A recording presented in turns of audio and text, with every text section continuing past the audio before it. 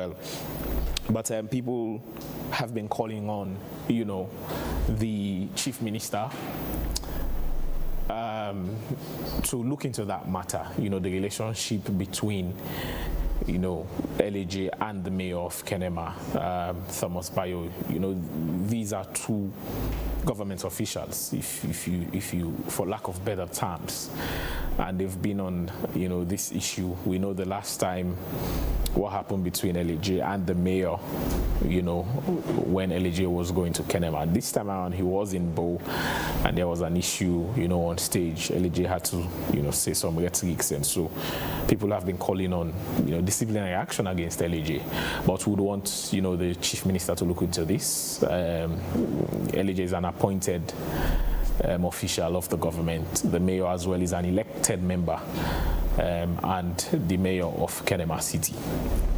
But we shall bring you all those, happenings. We discuss them across the globe. As always, continue to stay with the AYV as we have, the very best bring you exciting programs this morning. We would like to say, not congratulations, but kudos to EDSA. I think they're trying now, but our people in the Far East are still calling on, EDSA to, ramp up the distribution so that they can enjoy access to electricity.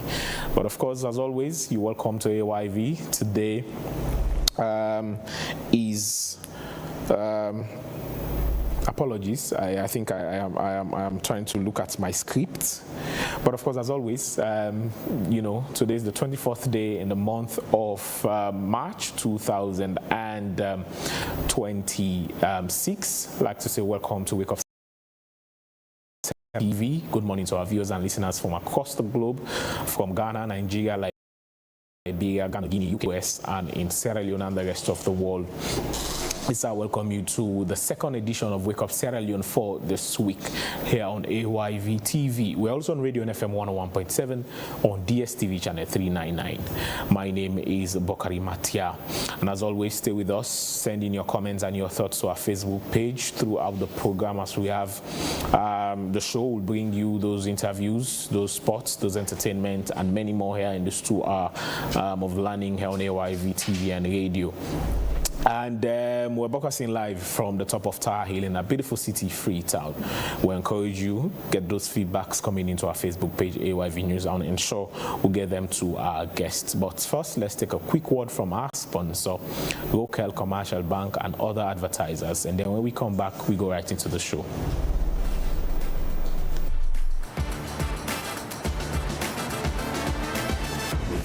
Heart of Sierra Leone's dynamic rhythm, Local Commercial Bank is your beat to a brighter financial future. We're not just a bank, but we're your financial partner committed to your success. We've got the financial tools you need to rise higher. Our team is here to serve you with speed and a smile because your time matters to us. So, are you ready to unlock financial prosperity? Highlighting key banking services such as Keke loans, Combra account, fixed deposits, SME loans, internet and corporate banking, from savings that grow your dreams to loans that fuel your ambitions. Demonstrating fast and friendly customer service. Showcasing cutting-edge banking technology and ATMs. Access your money anytime, anywhere with our state-of-the-art technology and a network of ATMs. Our Local Copper app puts banking in your hands, where you can pay for EDSA, Afri Money, Orange Money, and pay bills including school fees and make transfers to other bank accounts. Remember, you can also experience Local e-banking today. Then join us now. Visit any of our branches or explore our website. Local Commercial Bank, your bank of choice. Sanika, go see some business partners. You didn't give me memory, Mike. Can if I guess I don't hear where this can people in not to Indy.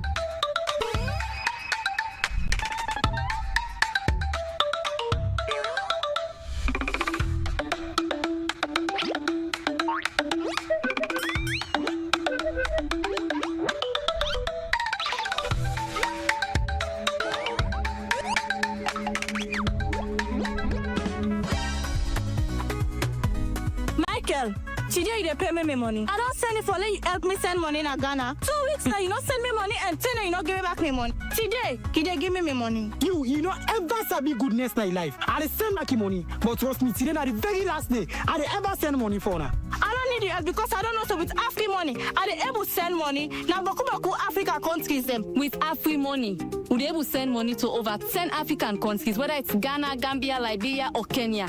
If me party didn't know this, we not follow the party grammar right now. Okay, una go regret. I mean, now me not una go regret. The best part right now, Michael, with Afri money, you they able to send money, even if you not use app, even if you know the online, directly. All you need for do, you just a dial *161#. Pam, your money don't go. So I don't need the help again. Thief man. Thank you.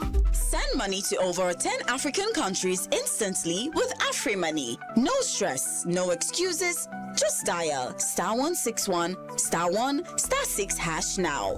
Afri Money, quick and easy.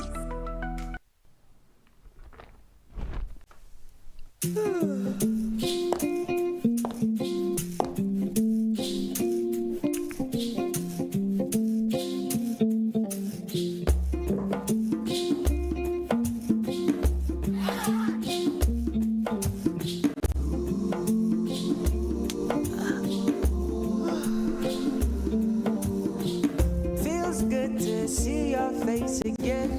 It's been a very crazy day. The joyous feeling in the air when rain falls on a sunny day. Happy, yeah. Let the stars, let the roll.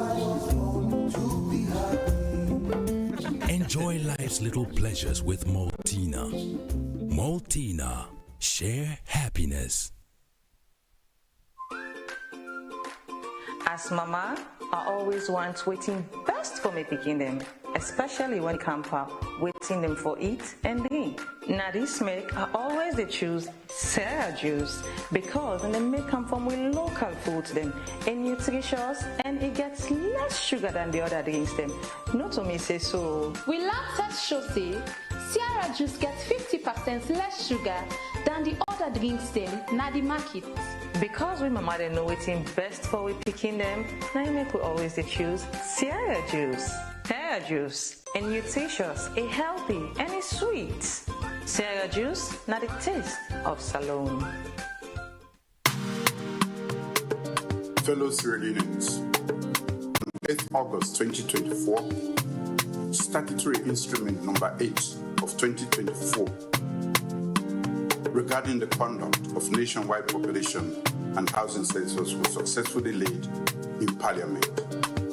On 29th August 2024, this statutory instrument became effective following 21 days from its laying. Therefore, in line with the decennial census calendar, I am pleased to announce that my government will conduct a nationwide population and housing census.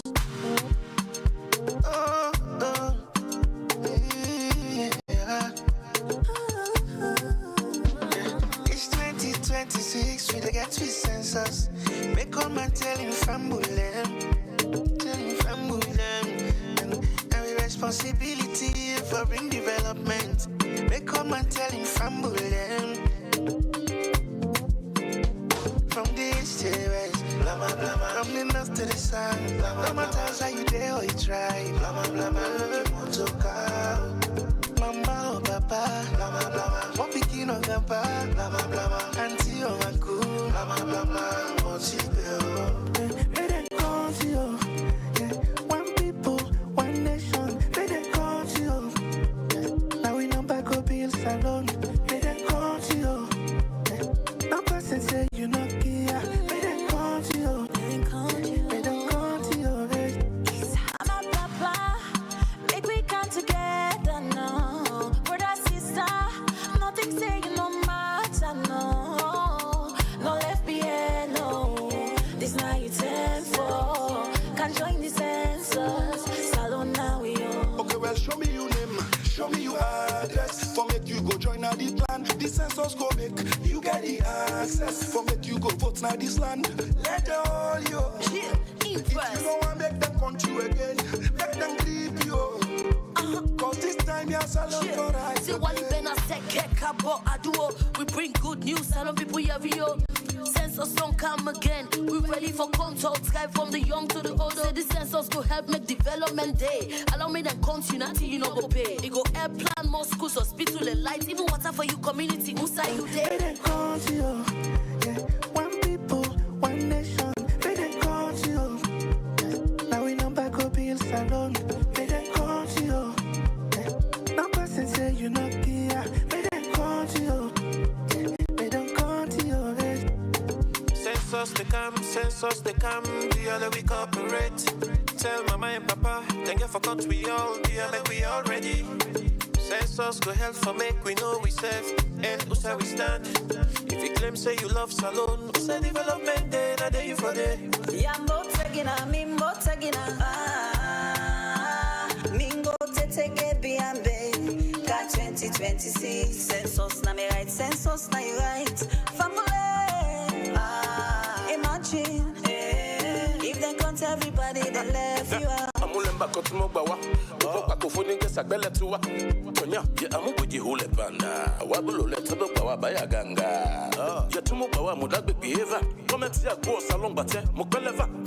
Nabi yina na meta bawa na. Do mama kome kolabo ganya delega. Ina kakotone dim dindang, dim dindang, dim dindang. Katap kata tinganga pe kata konkal. Anga pe kata panganda yer. Abagato bagats aindo gor. Akalene samo jamu. Agatamu, tarentamu. Donye mama maritaka ngontu. Amiya timi wandi.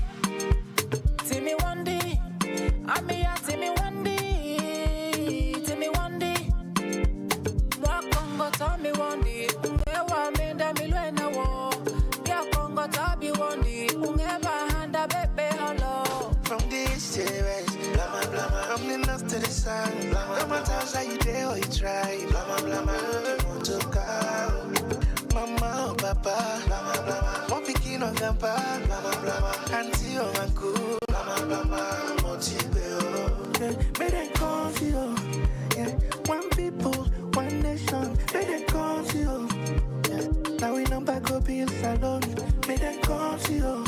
Yeah, no person say you not here. May they call you. Yeah, they don't call you.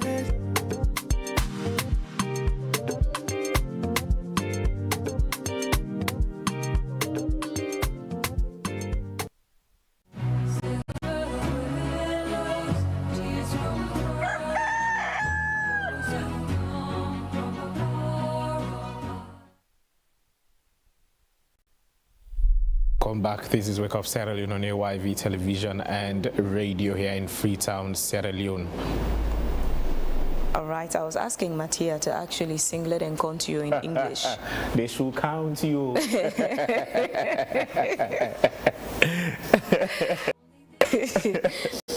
Good morning to you, our lovely audience. So coming up in the program today, Sierra Leone yesterday joined the rest of the world to commemorate the World Water Day. So today we're going to assess the water situation in the country. Yes, and also we shall be talking to the Ministry of Basic and Senior Secondary Education on the announcement an immediate nationwide ban on all forms of school camping within school premises, citing growing concerns over professional misconduct of alleged extortion involving some educators. We shall be discussing that move by the ministry. As always, we encourage you to be a part of the conversation by way of just a comment or a question about what we're discussing on our Facebook page, and we would make a conscious effort to read out some of your messages in the program. But straight into the first segment. Yesterday, Sierra Leone joined the rest of the world to commemorate World Water Day on the theme Water and Gender, with a campaign slogan, Where Water Flows, Equality Grows. The 2026 campaign campaign highlights the critical link between access to safe water and gender equality, aiming to put women and girls at the center of water management to address the global water crisis. The theme addresses how the global water crisis acts as a women's crisis, and as women and girls often bear the primary responsibility for fetching water, which can limit their education and economic opportunities. This morning we're going to discuss the importance of the day and its theme in Sierra Leone, the challenges in the water sector and the way forward. We should have Engineer Ismail Bundu, Director of Water and Technical Services from Guma, and Engineer Abdul Ben Lebi, Chief Utility Director Salwako, and Musa Ansumana Soko, National Coordinator, Water Sanitation and Hygiene Network of Sierra Leone. We're expecting to have all three of them in the studio. Unfortunately, we'll wait on the two, but let's get started with you, Engineer from Salwako. What is our current water situation? Over the last 12 months, what are the improvements? Okay, thank you very much. My name is Engineer Ismail Bundu. I'm the Director of Water and Technical Services for Guma Valley Water Company. Of course, as you highlighted in your opening statement, Sierra Leoneans joined the rest of the world to celebrate the World Water Day, which falls on Sunday, on the 22nd of March 2026. And yesterday we celebrated it by way of staging a march past from Aberdeen to U Building, and then from Victoria Park also to U Building. Now, coming to your question, the water supply situation, as per our mandate, Guma Valley, we cover the western area.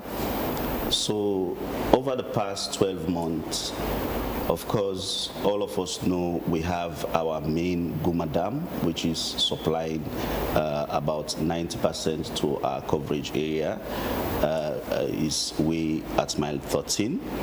And the Guma Dam produces between 70 to 75 million liters per day.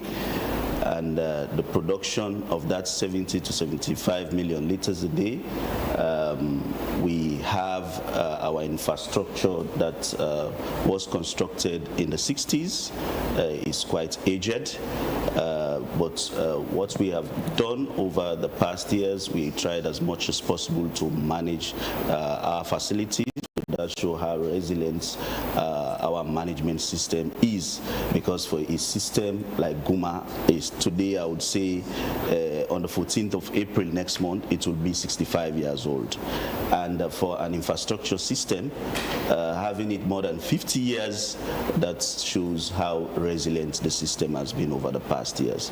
But we must say we've tried as much as possible, in as much as we don't have another additional dam at the moment, so we try to make use of what we have by way of reducing our non-revenue water.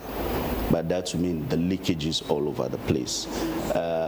Of course, you can remember that almost on a monthly basis we do have outages to our system. More or less, there will be a breakage to our pipe, which at the end of the day will result to us shutting down the entire system. And then there are, of course, primary pipelines. There are secondary pipelines, which we call submains. Those submains goes to the various consumers where they do their household connections. It has been a challenge, but what we have done over the past few months, we ensure that we go back to the good old days. by way of moderating the length of connection for service connection. By that I mean, because of the limited distribution network and expansion of the city, so you can see that someone would be right here at AYV and then be connected maybe 500 meters downstream. And all of us know our topography in Freetown is very difficult for you to actually bury the pipes. So at the end of the day, there will be cutting of pipes, and then there will be leakages all over the place. So what we have done, we say, okay, let's go back, let's revise our standard operating procedures to ensure that we operate in an efficient environment. So we say, okay, let's curtail it to just 100 meters. So 100 meters, that the person that is connected or the customer that is connected like 100 meters downstream would be able to more or less also help Guma to monitor their facility. And also we try as much as possible to engage in quick fix solutions. Like we have our teams, we have leakage monitors all over the place, because the fundamental issue is investment in water is not cheap. So despite our efforts, like commissioning a Freetown Water Supply and Sanitation Master Plan in 2022, which we more or less showcase the facilities that we want to develop in the nearest future. That is progressing very well. But what our intention is to make sure that we make use of what we have at the moment, which is the Guma Dam. So that's why non-revenue water and the drive to commercialize Guma, because at the end of the day, if we do not collect the much necessary resources to buy our chemicals, because we are not a subvented institution. Let's talk about that drive to commercialize Guma Valley Water Company. The argument that some people have put forward is, like Guma, like EDSA, if these service providers, major service providers, are not functioning like the mobile companies, for example, a proper commercialized system, this story would not change anytime soon. In that drive to commercialize Guma Valley, what's the plan that you've come up with? Yeah, thank you very much, Phoebe. Of course, that's very correct. Contemporary water supply utilities today, the drive to commercialize them is the key. And Guma is not an exception. That has started way back in 2012. Before 2012, even for us to have our operating revenue being collected is very difficult. And we have a turnaround program, a 100-days turnaround program. And that 100-days turnaround program led us to where we are today. And still, we are not there yet in terms of commercializing Guma. That's why there is a World Bank project that is ongoing at the moment. The key to that World Bank project is to try to commercialize as much as possible. So we have systems that we are set in place during the threshold program, that is the MCC program. We have they set up like a billing system we call EDAMS, and that EDAMS system is more like, before it used to be like a manual system. Billing, there are a lot of issues. There are a lot of loopholes that normally the staff and other people do take advantage of. So we have the MCC program that gives us that EDAMS billing system, and then we also have like systems that we put in place to reduce non-revenue water. So hence the World Bank also came in and say, okay, Guma, you are not there yet. You still have a lot to do in terms of commercializing the entire Guma, in as much as MCC has done the baseline assessment and then there is improvement in revenue. So there is still need for you to look at the commercial aspect, but vis-a-vis non-revenue water, and then how you collect your bills. And also we look at also metering, because if we do not meter our facilities, it makes it very, very difficult for us to manage. Because if you don't know what you send to the customer, or if you don't know what you send out to the entire supply area, it will be very difficult for you to manage it. So metering is key. Because now it's more or less like an estimation of what we send to the entire service area. But we want to make sure that down to each and every customer is being metered. Because you would agree with me that most cases when homes are not metered, the management of water in those homes makes it very, very difficult. But when you realize that Engineer Bundu said there, as a customer, my house is metered, and then for every drop that I use in my house, it will be accounted for by Guma. It makes it now very difficult for you to just open your tap and leave it just like that. That would also have to go in line with connectivity for other households. As we speak, not all the households in Freetown get access to Guma. We know the topography of Sierra Leone, the hills. Not all the people up the hills get water. And if they're not getting access, how do you build them? Absolutely, you are correct. As I mentioned in my opening statement, that Guma was constructed in the 60s. That is, in April 14 next month, it will be 65 years old. So imagine a system that was constructed 65 years ago, and then we have a population increase. If you can even factor in a population increase of 1% every year, that tells you that the population would have increased over time. So, and also, in the design of the Guma Valley Water Supply System, there is an actual hydraulic, well, we call it hydraulic grid line, that Guma was meant to supply. So like certain areas that are upstream, yeah, we know we can do our pumping up there, but certain areas uphill, they were not meant to benefit from the Guma system. But again, I mentioned the Freetown Water Supply and Sanitation Master Plan. We as Guma Valley has developed that blueprint. We have developed that document about 3 years ago, and we've tried as much as possible to sell it out to donor partners. We have engaged a lot of donor partners, and we've seen the appetite even from the private sector. Now, some few weeks back, we gathered not only the wash sector, but key players within the government to see how we can try to deal with the private sector intervention for improved service delivery to the people of Western area. So hence, there is this mountain community bulk water supply project. So we have highlighted about 10 areas that we want to develop dams. Those 10 areas, we already have a lot of information, but the one that has progressed significantly has to deal with the mountain community bulk water supply.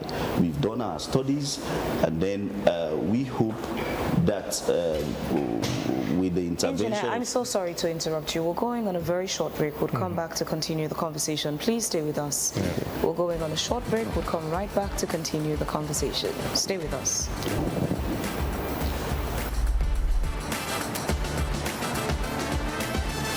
In the heart of Sierra Leone's dynamic rhythm, Rocal Commercial Bank is your beat to a brighter financial future.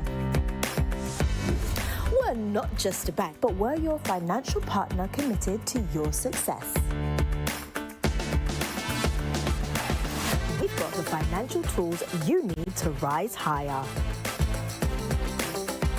Our team is here to serve you with speed and a smile, because your time matters to us.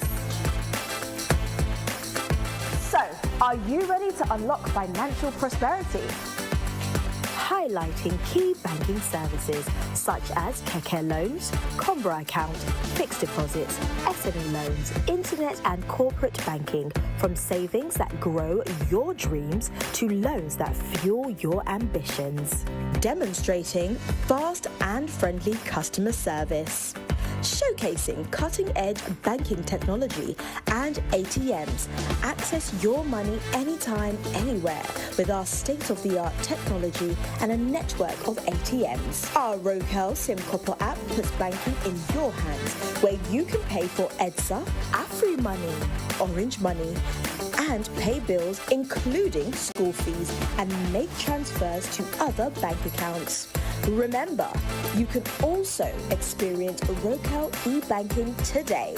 Then join us now. Visit any of our branches or explore our website. Rokel Commercial Bank, your bank of choice.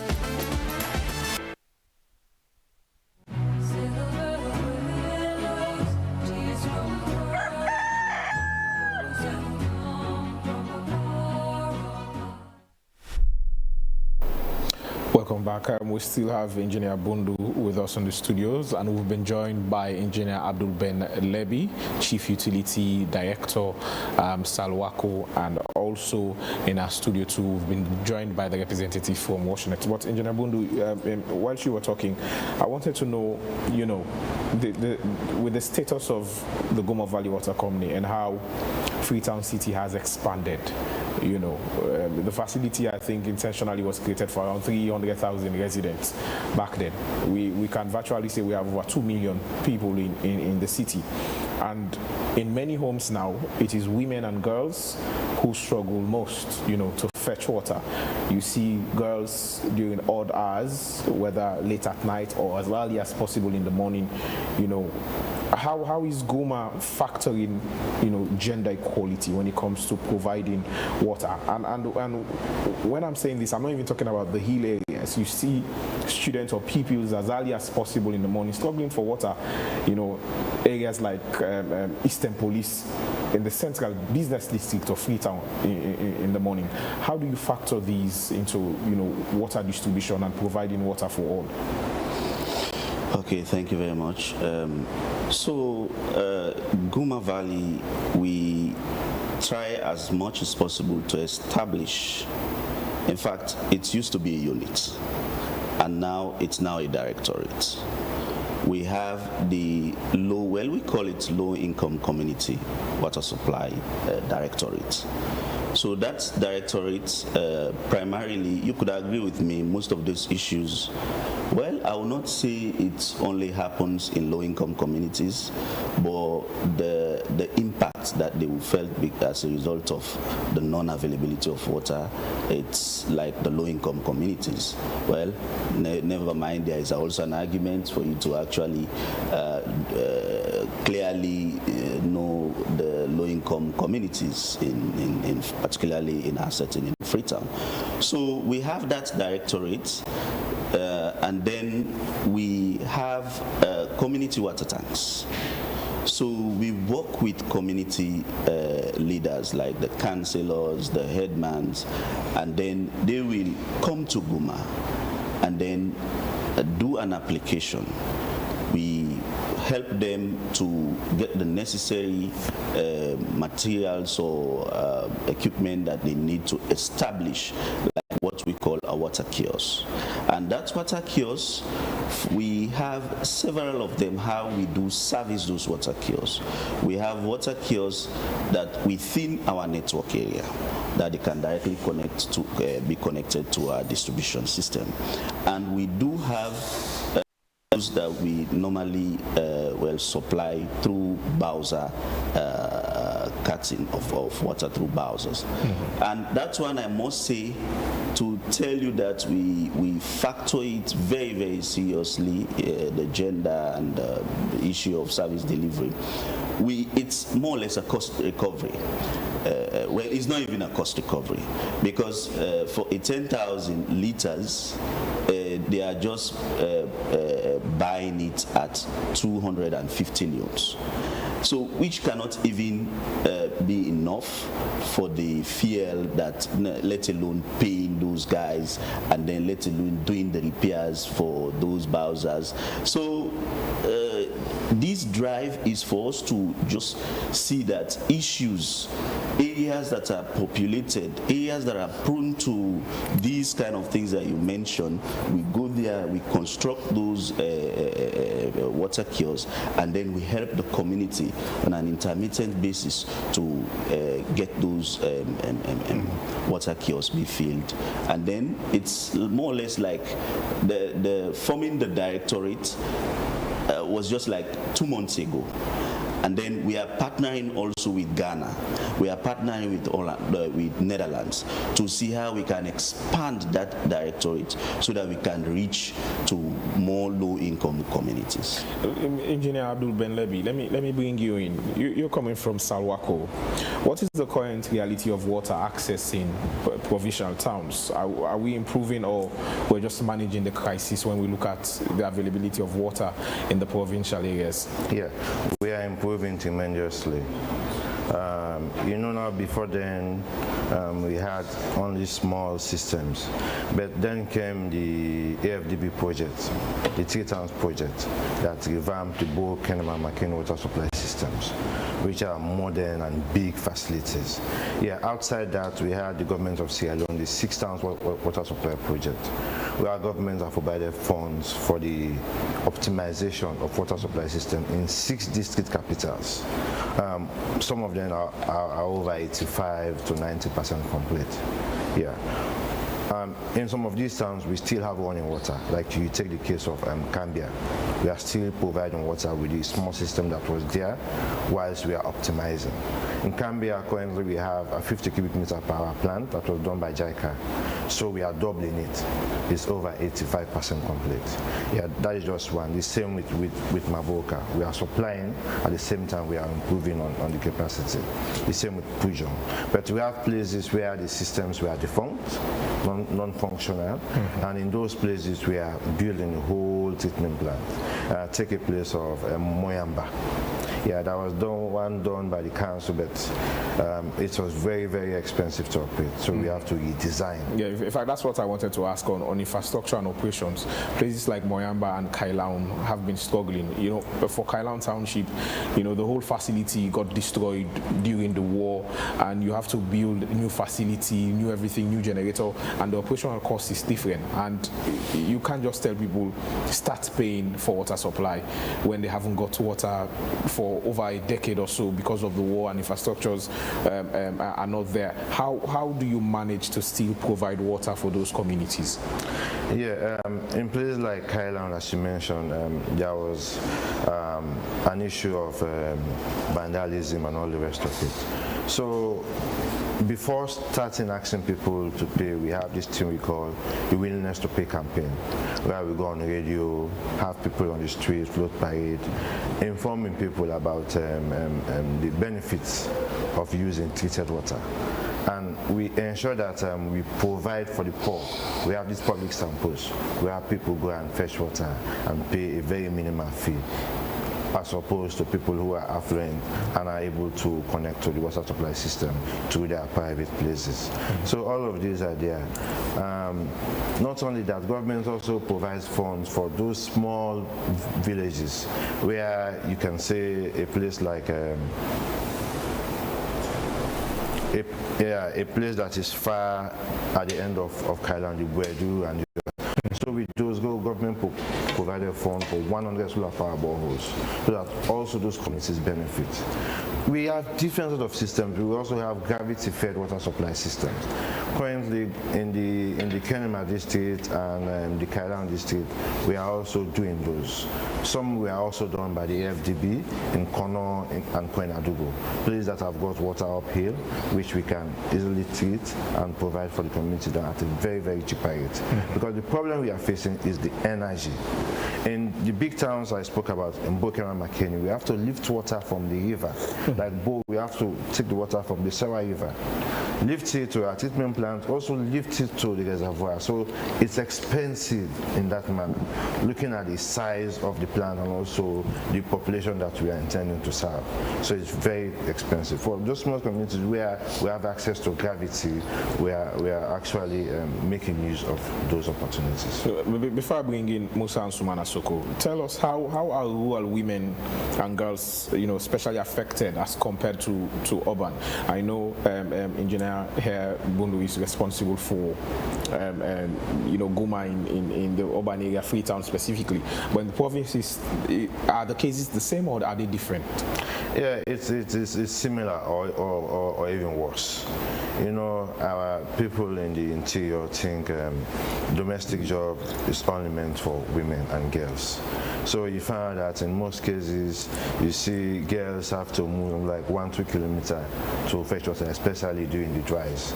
So what we do in those cases is, especially these solar power balls that we build, we ensure that people who are part of the water management committee are more women and girls, because these are the people who are seriously affected when there is no water.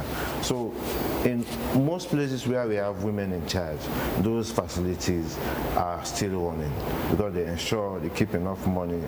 Whenever there are issues, they have the contact person who to call and get those systems running.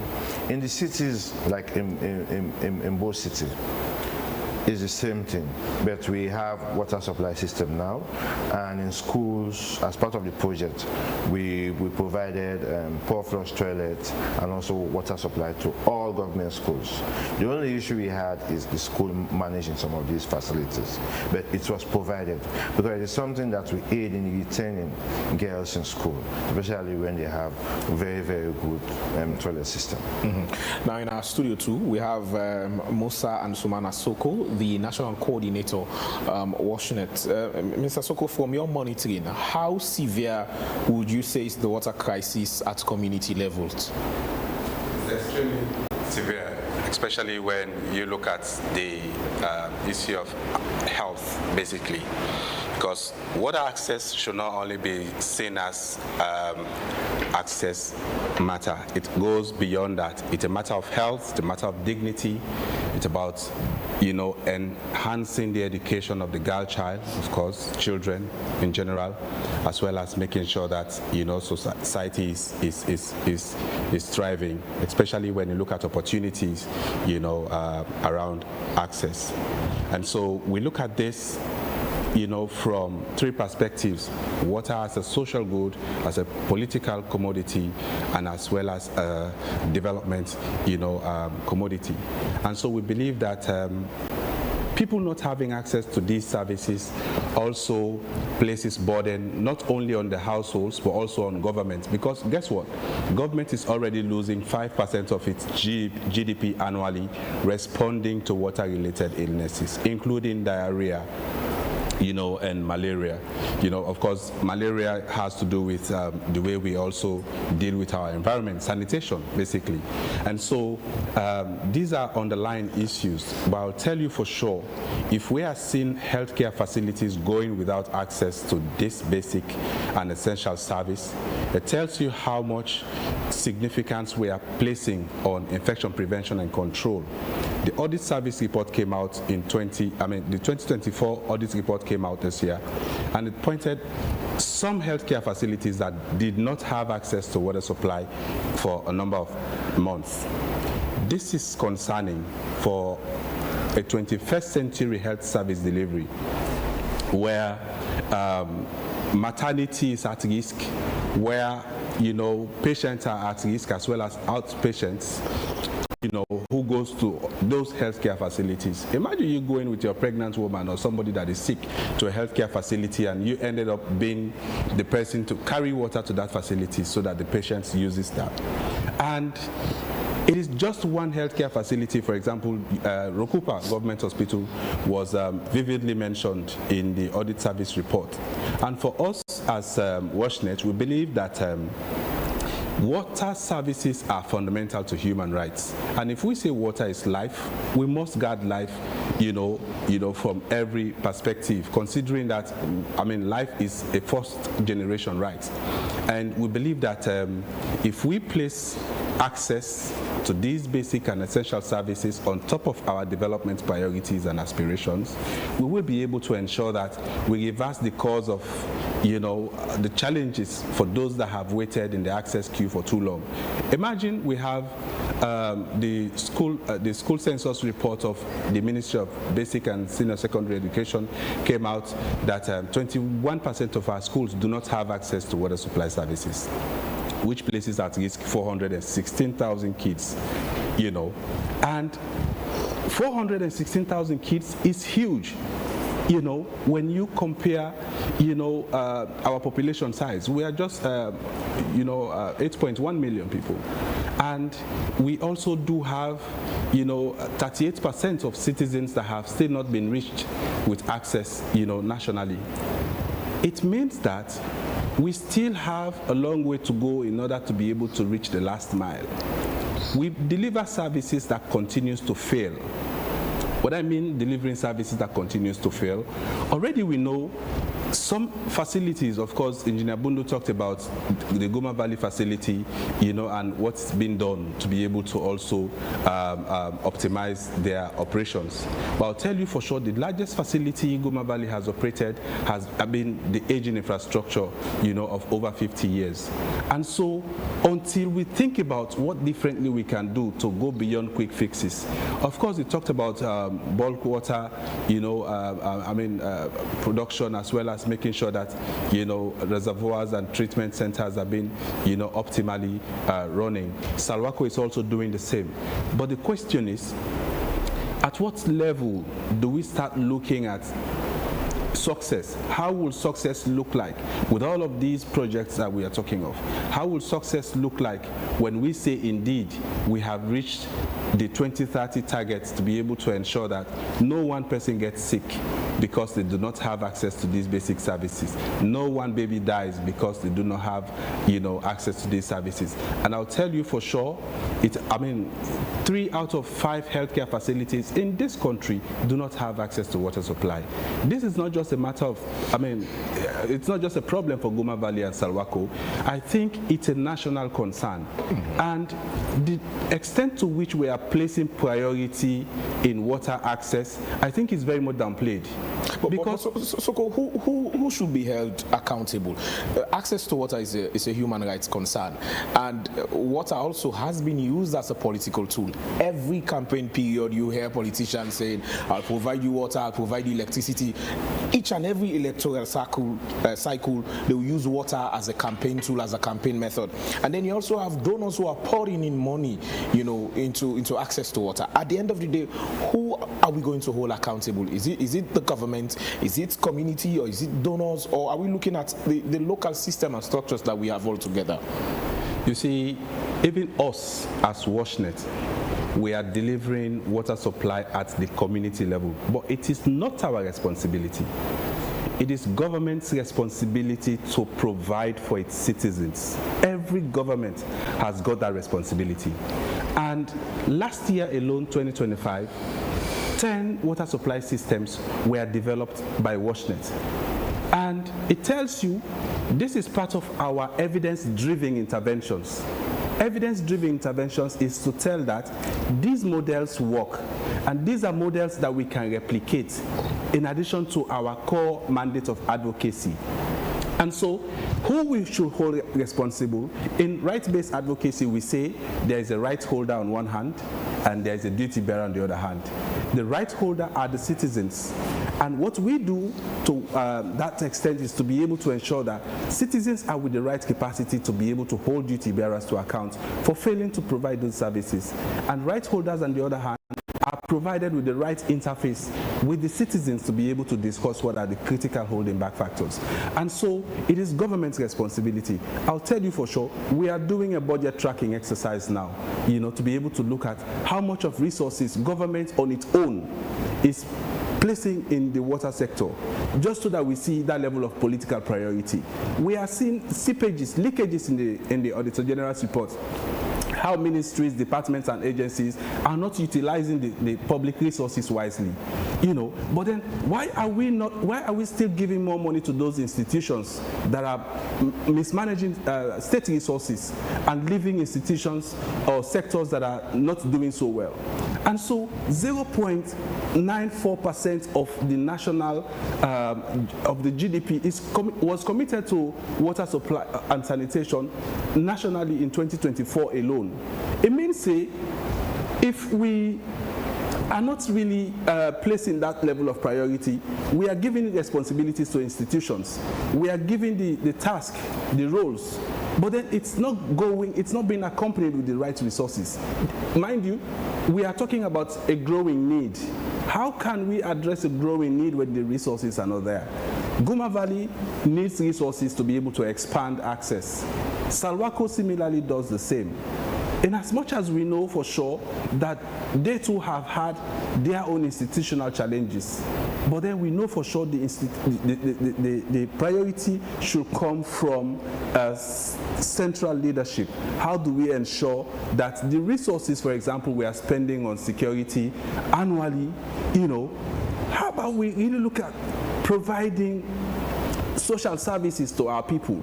We have done this over and again. Washington is 16 years now. We have discussed water supply and sanitation for its entire lifespan. But then when you look at the pace at which we are delivering services, it is still very, very insignificant, you know, to how it should really be. And so we believe that the responsibility rests, you know, at the heart of governance, you know, from the presidency, you know, to the respective line ministries, departments, and agencies to be able to like really ensure that, because the evidence is clear, I will tell you for sure. I mean, you don't need to go back to the community to see that people are dying because they do not have access to these services. You don't need to go to a healthcare facility to tell that they don't have access, you know. You don't need to go to a treatment plant and see that the treatment facility is being encroached on by land grabbers or even people well placed in society. The evidence are glaring. They are staring at us, Musa, at our face. Let's come to the reality as well. Access to water is a right. But even in advanced countries, access to water doesn't come free. People pay for water. You go to the US, to the UK, Dubai, these places, people pay for water. In Sierra Leone, it's not the same. Salwako, Guma, the business model, most of what they invest in the water sector is either from donor partners or government funding, not on a business model that those who are consuming are paying enough so the business continues. If you compare and contrast the situation to what obtained with NPA, just last week we had the comms person from EDSA saying the revenue generation now under EDSA is higher than it was under NPA. Not where it should be, but it's higher because they're using prepaid systems. NPA was not using prepaid, it was postpaid, so people were not even paying for their services. They paid at convenience. Do you think we need to get to a point for both Guma and Salwako, the water management systems in the country, to that situation where people can pay for the water? Do you think that can be the solution? You see, payment of water services basically is not only in the hands of the citizenry. I will tell you for sure, public institutions in this country are failing to pay water rates, even when they budget that in their annual planning, that the central government, the Ministry of Finance, is paying for. And this is really, really concerning for us, where, for example, you budget for utilities, including electricity, including water supply, and at the end of the financial year, Guma Valley and Salwako keeps running after those institutions to be able to pay so that the systems can run and they can be able to reach more people. These institutions are not paying. on this, I mean, on the side of the citizenry, you are very correct. People are also not paying for the services. In fact, vandalism of the systems are also very much rampant, contributing to over 40% of non-revenue water. It means that if we have a robust central leadership, I mean, those countries you mentioned, for sure, Fabian, we have been there. But guess what? What you will see is that systems are working. Yeah, but for those systems to work, there needs to be some form of investment and proper structuring for the systems to work. So in Sierra Leone, payment for water, access to water, it is not at that stage where it becomes self-funding for Salwako or Guma. It's not. These institutions still rely on either donor funding from international partners or government itself putting in money to invest. They don't have a business structure that, like the mobile companies, for example, even the poorest of people who have access to smartphones would not use poverty to say, oh, I want to make a phone call, but I don't have top-up. You would have to find top-up to make the phone calls. But you still find people who would manage to get the cheapest phones and find some of the subscription packages, the bundles to subscribe to be able to access using their mobile phones, making phone calls, sending text messages. Back and forth for decades, we've been on this conversation, access to water. But again, I'll ask you, would you argue for or against that this could be the solution? Making water a commercializing the entire process. You pay for the water, giving these institutions enough revenue to be able to expand access and maintain the facilities that are providing access. So, quickly, there is already a commercial model in place within these two utility companies. However, it is the environment, the business environment, that we still have not been able to set right. If we have entrusted institutions to deliver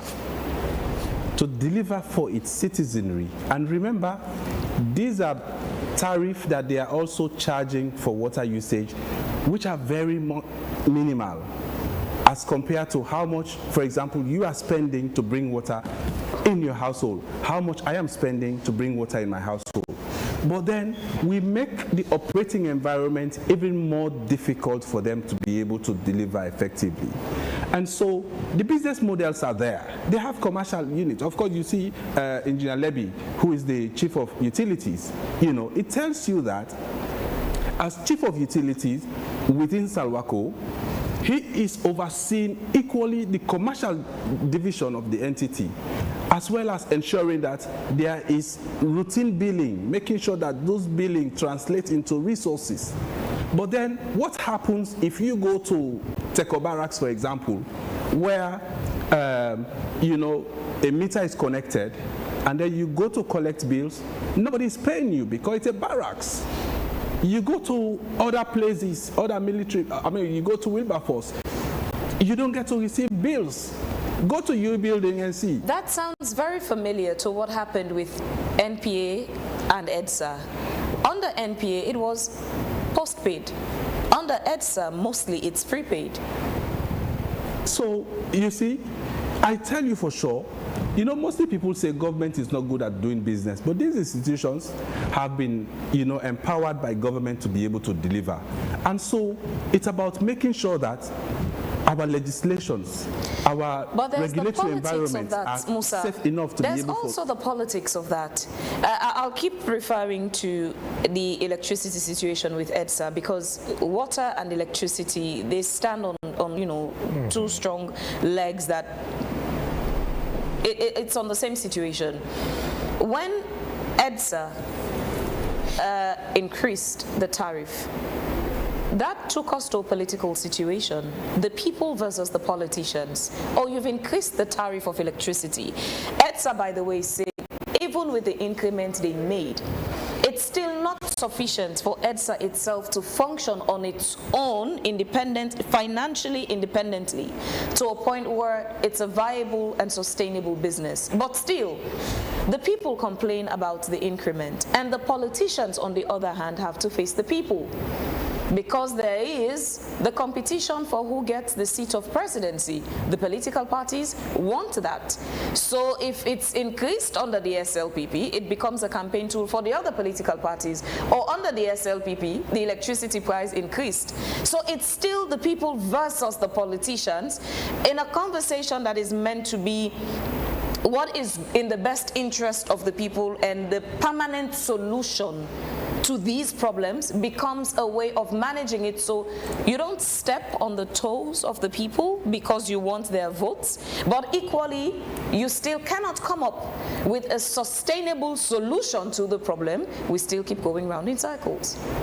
You see, like you have nicely put it, for us we will say, how about you make sure everybody is legally connected at a minimal rate, so that we keep getting them to pay for the services. You know, people are quick to go under the bar or under the radar. Once you increase tariff, for them, it's a legitimate reason to not just comply. And we have seen where, for example, EDSA, you know, has locked offices of public institutions. We have also seen Goma Valley also, you know, also cutting pipes, you know, or closing water, you know, from public institutions, you know. And so these are institutions that will come back to call the MD of Goma Valley threatening, because they are also highly placed. So you talk about people and the politicians.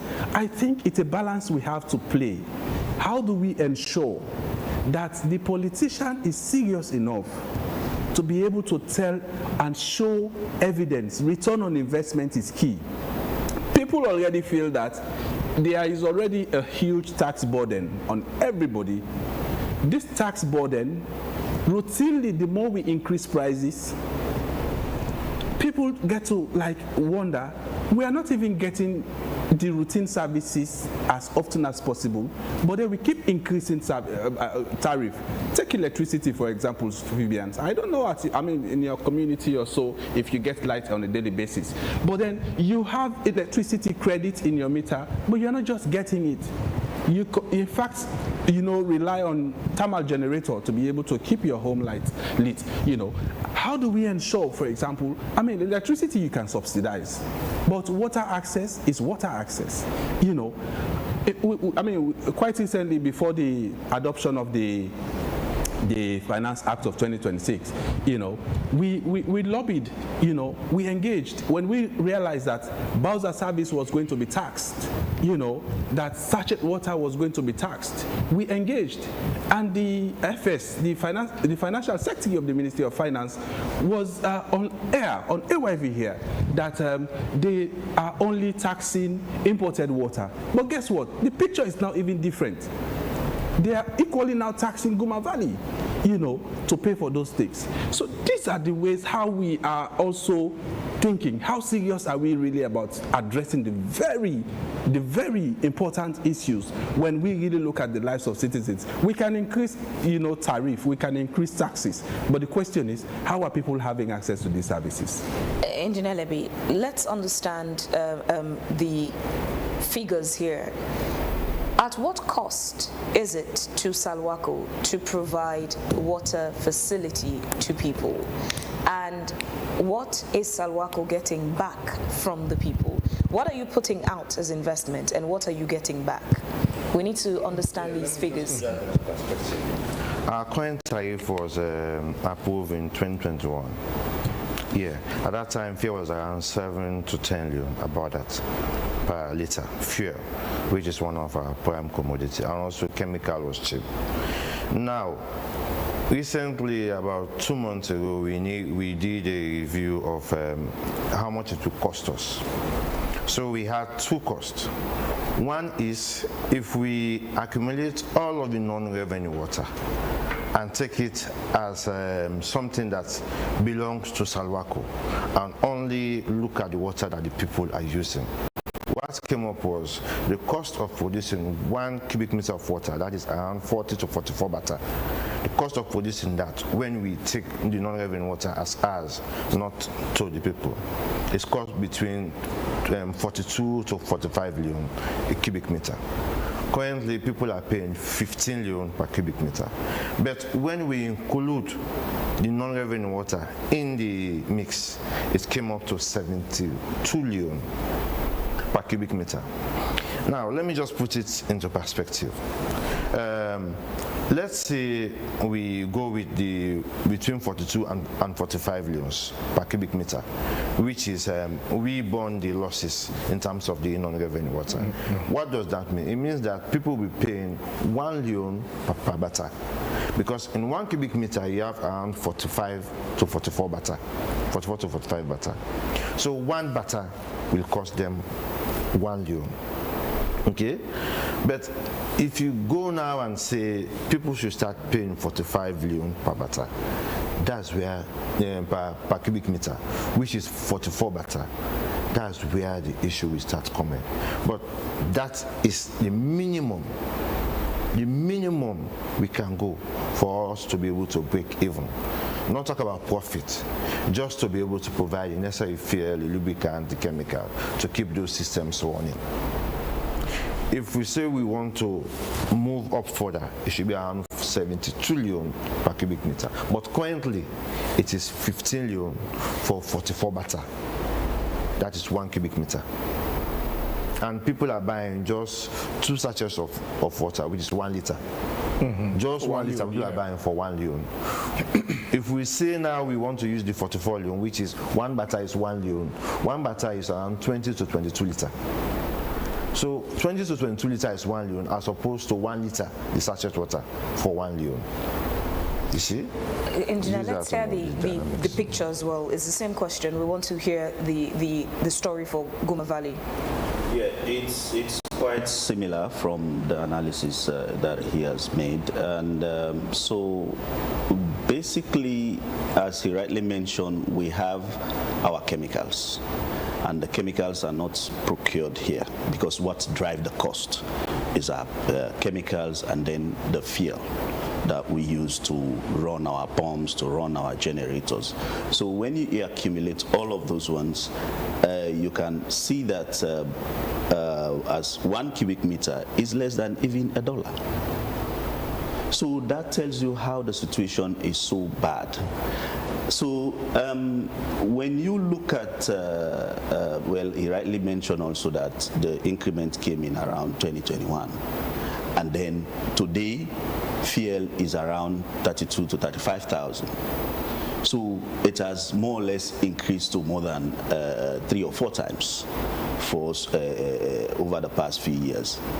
And that's why even when we are trying to attract the private sector, for the private sector to come in, they would look at some of these indicators, the willingness for us to have a tariff that can be indexed to the dollar, or that can increase over time. So we have the analysis from the Mountain Community Bulk Water Supply System, and it's like the investment, for the investment to be like bankable, it should be up to like $1.8 per cubic meters. And then we are now way below $1. So that means we need to accelerate our steps. We need to, you spoke about the issue of sustainability of these services and hence attracting more and more investment. So that's why even the World Bank has 3 key areas that they are looking forward to. Because the issue of accountability to water supply, when you look at it, it's across the board. Why? The one aspect they are looking to is the operational efficiency, hence the commercialization. The operational efficiency aspect has also to do with, well, of course, us Guma, how efficient we are in order to deliver the services. And then, of course, again, the customer, how they treat these services that we offer to them. Because at the end of the day, you can see that the non-revenue water is high, not because GUMA is not doing their work. It's possibly because of the behavior or the receptibility from the public themselves. And then you come to the governance aspect of it. World Bank say, okay, operational efficiency, governance, and then when you put all of these things together, then you look at how you can be able to attract investment into this sector, which is the water sector. But you see that the tariff being very, very low, below $1, it makes it very, very difficult for us to be able to attract investment and have sustainable water supply services to the people of Freetown. So in the World Bank project, we are purely looking at how we can address the non-revenue water, how we can commercialize. I spoke of the metering aspect before, because when let me go back 3 years back, we had a project that was funded by African Development Bank.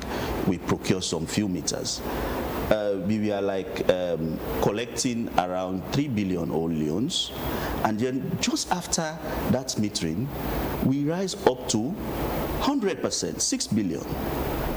So that tells you, if we really continue the drive to commercializing the company, it will be able to attract private investment. Because when the private sector knows that, hey, if I put $1 at the end of the day, I will have maybe 1.2 or 1.5, then it will be able to attract them.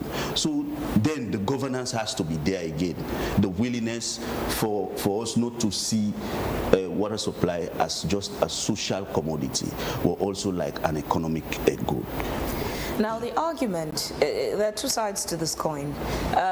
While you argue that increment in the tariff could perhaps solve the problem, I would still compare and contrast that to the electricity situation, as Musa pointed out.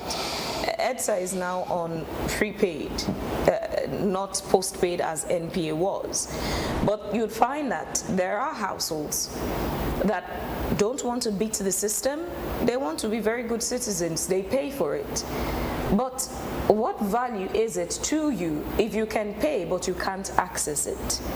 So even to get Guma and Salwako to a prepaid system, people paying for it is one, accessibility is another. What sense would it make if I'm paying a decent tariff that can keep Salwako and Guma in business sustainably in their operations, but I cannot get access to the water? Yeah, so we mentioned that the system is about 65 years old. So in terms of demand, it tells you that we are really way below. And what that tells you that we need to be very much efficient. And how do we do it? We use a rationing schedule. More or less, we try to send, we have 3 to 4 operational zones. So we send water, for instance, today to West 1, West 2, they will benefit. And then after another cycle of 8 hours, we send it to maybe East and then Central, as the case may be. So now, because of the intermittent nature of our water supply, we tried to come up with the prepaid system in the project that I just mentioned, the African Development Bank funded. But you would agree with me, with the prepaid system, it would be very much prudent when you have a service that is not intermittent, that no sooner I want to open my tap, I should be able to open my tap. Because the resource is very small, we try as much as possible to encourage customers to be able to store water in their premises when they are, well, maybe it could be 8 hours, it could be 5 hours, it could be 2 hours, it could be 1 hour, because we do have within the service areas, again, we do have some regulation that we do so that water can be equitably distributed within the service areas. So yes, it's a challenge that we still have because we still have very dry spots, as I mentioned earlier. And what we do for the dry spots that we do have within our service area, one, we have done some few studies with the Freetown Water Supply and Sanitation Master Plan, how we can improve, and we divided it into short-term intervention. For those short-term interventions, we highlighted water kiosks. And then we also have currently one of our projects that we call Freetown Wash, an aquatic environment revamping project. So we highlighted some areas that we construct gravity supply schemes and then some small treatment plants to kind of like cushion the effect until there come a time when we would get like to the point when we will really be able to attract the private sector to construct dams. Because the fact here remains is constructing dam is not cheap. And for you to have development partners coming in the form of concessional loans or grants to construct those dams, it's quite difficult considering how competing the needs within the various sector is. So what we do, we also have, I mentioned the water kiosks. We have those areas that we know that, well, if Bowsers can be able to go to do access those areas, we do construct water kiosks to kind of like just try as much as possible to improve the water supply services to those dry spots. Engineer Levy, there are people now who are turning to boreholes just so they don't rely on Guma and Salwako for water supply. Urban areas, rural areas, it's more people are turning now to borehole, almost showing perhaps that they don't have faith in Guma and Salwako for their water solution. What's the way forward? Yeah, this is something that Salwako have been looking into for a while now. You know, like I mentioned initially, our water supply systems are highly energy dependent. So what we did was to talk to government so that we can have renewable water, we have renewable energy systems in both Kenema and Makeni. So currently we have a contractor who is installing solar mini-grid at our both Kenema and Makeni water treatment plants. So what does that mean? It means that we will have uninterrupted water supply in those towns once those solar systems are in place. And the issue of the prepaid system, it is something we also looked into, because for us, we have over 90 to 95% of our customers are metered. So we bill people based on the water that they are using, not just on flat rates. Metered on prepaid or postpaid? They are all postpaid currently, but we are moving to prepaid. We have a contract already in place. And once that comes in and our tariff is revised, meaning we can run our system, we have energy now and there is water. And the key part of it is, like in those big towns, those plants are just running 35 to 40% of their capacity. So once we have reliable energy from our solar system and we have the necessary tariff to provide the chemicals and the other support, both Kenema, Makeni and the other towns will be having uninterrupted water supply. Because the key challenge here is the cost that is attached to providing water.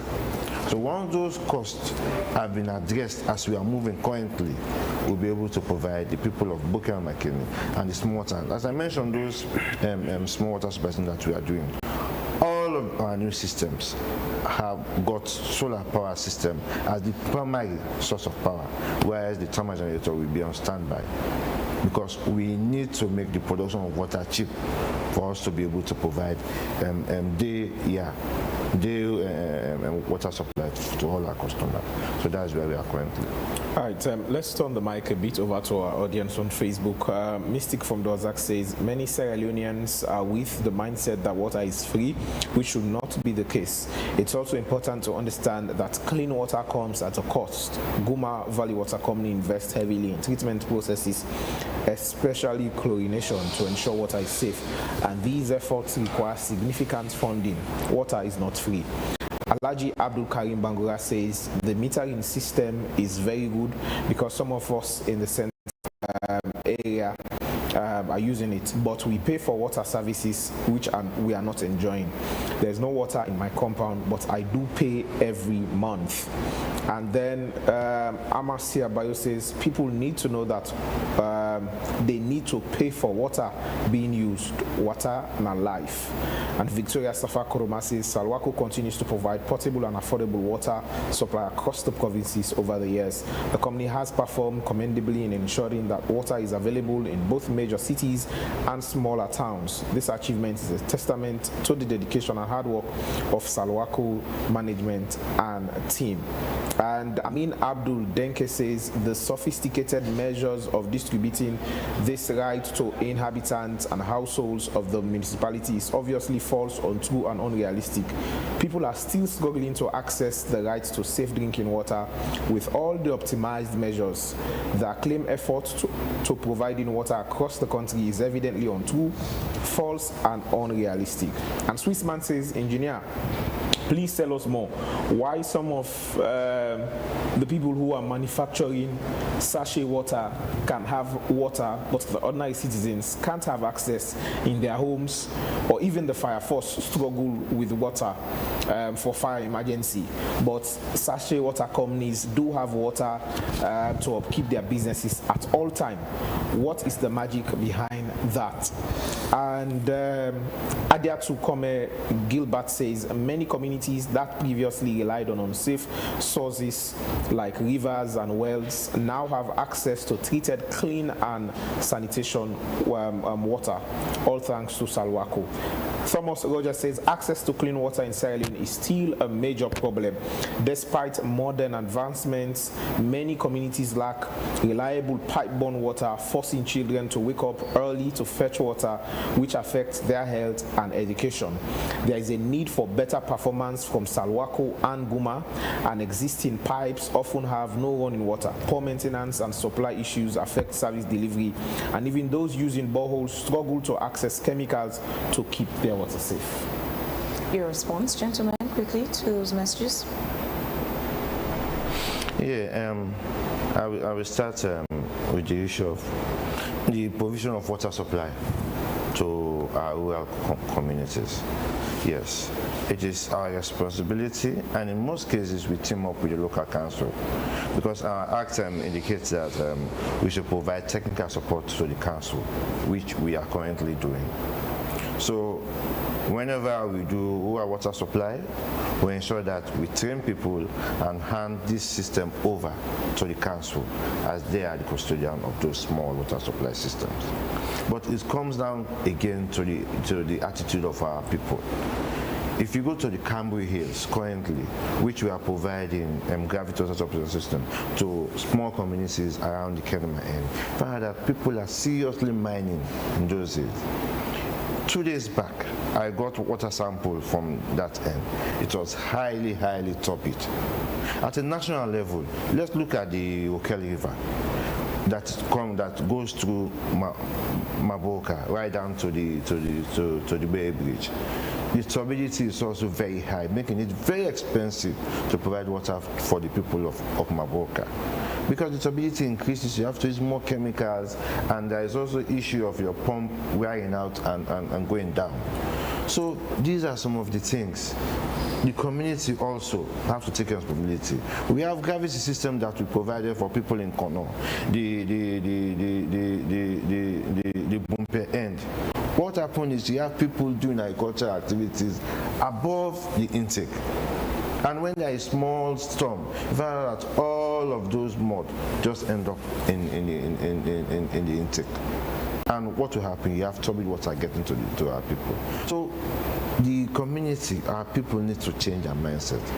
And the enforcement also is something that we are asking, that some of these things need to be enforced further to deter people. You've seen the Taya River. Now we are talking about the Indian Exim Bank project, where we will be constructing water supply systems at Jala and also at Matujong. We'll be using that Jong River for Matru and the Taya for Jala. And it's the same water that goes down. Up at the end, at the Tonkolili end, you find that the water is seriously contaminated by gold mining. Initially it was Taya, it was dark water. Now if you see it, it's totally muddy. That one will become very expensive also to treat. So we need to find means and ways of improving the quality of our waterways. If not that, it becomes a serious problem in the future. Yeah, okay, so a lot of comments on the issue of we still have challenge with water. That is so true, and that's why Goma, we have conducted studies to see how we can address those water supply situation. That's why Guma, we have a system that is as old as 65 years, but we are still not a subvented institution. We collect our revenues, we buy chemicals, we pay our staff. We are not being subvented by government, so that tells you how efficient we are. So that's why Guma, we are also trying as much as possible to further commercialize the institution, so that we'll be able to attract the private sector. Because the truth is, if we cannot attract the private sector, then the way we can improve access to water supply will be very, very difficult. Speaking of private sector, someone was asking you, how is it that the people with the water sachet companies have access to water to do their business, but the rest of mankind struggles to get access to water? I was about to respond to that. So that issue is, I spoke of the issue of storage. We do have a rationing, which is on a circle per area is 8 hours. But within the 8 hours, we still have regulation within specific areas. So what most of them do, they have storage facilities. So like if they have water supply for 2, 3, 4 hours, they try as much as possible to store the water, and then later they can use it in the production of their sachet water. And for those that are having challenges, one person spoke of, there is no water for some few days, meter issue. So we have our offices, even as we speak. Just a month ago, we have a new office at Peninsula, Godrich, because those that are living all the way at Peninsula Road, they find it very difficult to come to all the way Wilberforce. So if we also have offices at Wilberforce, Central, and then East. So we also have offices at the Mountain, that is Regent. So if you know you have challenges with your water supply, please, sometimes, mostly our experience, well, for those ones that are cutting pipes all over the place, but our experience sometimes, when they say they don't have water, some of it is about maybe just minor issues. It's about regulation. It's about maybe just going there because of the intermittent nature of our system. So the air, water will be trapped by air. So sometimes it takes, the know-how for you to go there and then just do what we call sometimes bleeding. You bleed the pipe, and then here comes the water. So if at all you are getting water and you're having difficulty in accessing maybe for a day or two, or when the service is meant for you to receive the service and you are not receiving the service, then please knock on the doors of our various offices, and then definitely we'll try as much as possible to address. Then as we round off, Musa, what would be your final submission on this for today's edition? They spoke about the cost for water from their end versus the cost for water even when you're buying a sachet. And people who pay, even these community boys who go to fetch water, they pay them more money to fetch just a butter. It's expensive even for me. It's just expensive. 1 gallon of water, just 5 gallons of water. Absolutely. So people can afford that, but there's a resistance to the increment in tariff. Like, what would be your parting courtesies as we Yeah, so I keep saying that most of these sachet companies, I vividly recall when the Electricity and Water Regulatory Commission penalized over 100 of them because they were not producing quality, packaging. And so the gap that they are closing now, or the leverage that they are using, is that because citizens, we don't feel comfortable consuming Guma Valley water directly or Salwako water directly, they go, get the same water, put it in a packet without even treating it further, and then we feel very satisfied that we are consuming safe and pure water. I think it's about changing that story to be able to ensure that these utility companies are viable enough and there is enough trust, from citizens in their own service delivery institutions to be able to make use of their services. That way you can put those unregulated service delivery sachet companies out of business, because we know definitely that utility companies are providing services that are trusted enough, and of course a lot of resources goes into reagents to be able to ensure that these water supply services are treated, but then nobody gets to question the extent to which sachet companies are producing the quality of services that are required.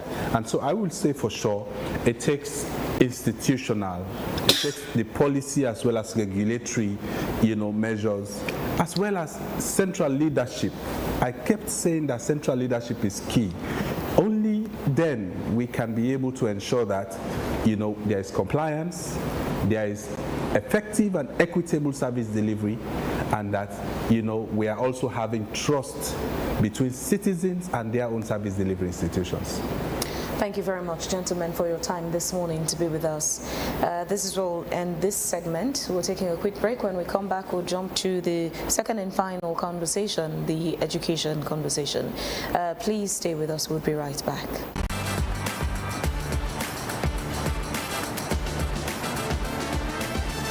In the heart of Sierra Leone's dynamic rhythm, Rocal Commercial Bank is your beat to a brighter financial future. We're not just a bank, but we're your financial partner committed to your success. We've got the financial tools you need to rise higher. Our team is here to serve you with speed and a smile, because your time matters to us. So, are you ready to unlock financial prosperity? Highlighting key banking services such as Keke loans, Combra account, fixed deposits, SME loans, internet and corporate banking, from savings that grow your dreams to loans that fuel your ambitions. Demonstrating fast and friendly customer service. Showcasing cutting-edge banking technology and ATMs. Access your money anytime, anywhere with our state-of-the-art technology and a network of ATMs. Our Rocal SimCopper app puts banking in your hands, where you can pay for EDSA, Afri Money, Orange Money, and pay bills including school fees, and make transfers to other bank accounts. Remember, you can also experience Rocal e-banking today. Then join us now. Visit any of our branches or explore our website, Rocal Commercial. Sanika, go see some business partners. You didn't give me memory, Michael. Can if I can say you remember this people in not to Indy?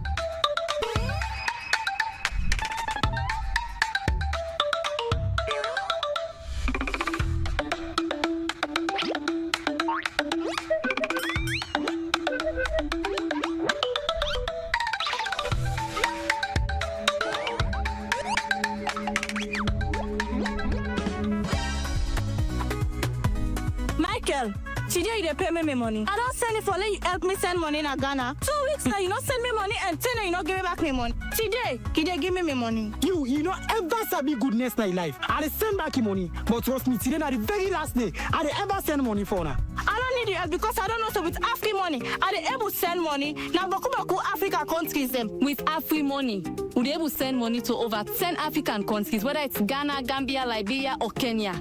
If me party we know this, we know for the body grammar right now. Okay, una go regret. I mean, now una go regret. The best part right now, Michael, with Afri money, you dey able to send money, even if you not use app, even if you know the online, directly. All you need for do, you just a dial *161#. Pam, your money don't go. So I don't need the help again. Thief man. Thank you. Send money to over 10 African countries instantly with Afri money. No stress, no excuses. Just dial *161*1*6# now. Afri money, quick and easy.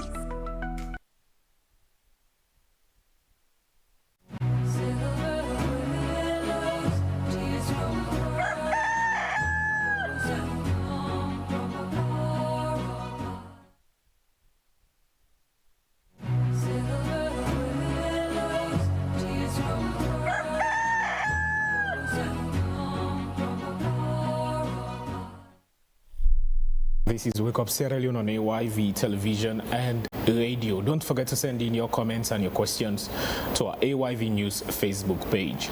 Now, in our final segment, the Ministry of Basic and Senior Secondary Education, the Sierra Leone Teachers Union and partners announced an immediate nationwide ban on all forms of school camping within school premises. The decision was taken due to growing concerns over professional misconduct and reports of alleged extortion involving some educators. Now, the directives also affects also registered government and private schools across the country. The ministry described the announcement as a final warning to school owners, principals, head teachers, and school administrators to immediately discontinue the practice. And according to the ministry, the action follows a recent nationwide monitoring exercise and school survey, which revealed activities believed to be harming students' academic progress and weakening the credibility of Sierra Leone's education system, amongst other things. So this morning, to discuss the issue, we've been joined in the studio. We have Mr. Sylvester Mew, basic education expert. And of course, we were expecting a representative from the Ministry of Basic and Senior Secondary Education to join us this morning. But let's start off with Mr. Mew. Mr. Mew, good morning. Welcome to AYV. Good morning. Mr. Mew, let's get something clear. What exactly is this ban? When we say the ministry is banning all camping, is it school camping? Because parents I know would think these are just extra lessons or extra classes for their pupils. What is all this camping about? I think they are talking about the use of school premises for camping, which is under the control of the Ministry of Education, whether it is private school, whether it's government school, whether it's government-assisted school, all is under the Ministry of Education.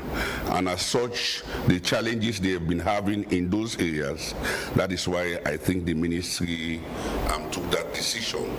But my own major problem is it not too late, because I did interview with pupils. Some have already paid for the camping.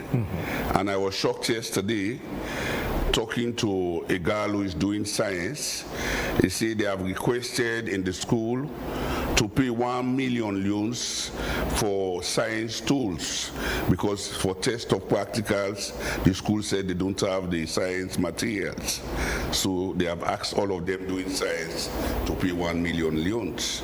And I get all of this information because parents complain to me. They say you are usually on radio and television. And to my honor as a Christian, even this morning, a parent came and spoke to me. But many other issues we will discuss, which concerns the education sector in Sierra Leone, because if we really want to appreciate a country's development, it's the education sector. Once the education sector collapses, there will be no development in the country. You've been a teacher for a very long time, Mr. Mew. So many people have gone through your hand. Now, are the disadvantages of camping so damning that they outweigh the advantage. I know some schools who've come out with better results because of this campaign. I know weak students who, have come out of their homes and gone to camping and come out with good results and are now in tertiary institutions. The major problem of the camping, a school may have perhaps a good mathematics teacher or a good English teacher. That does not mean you have a good history or government teacher.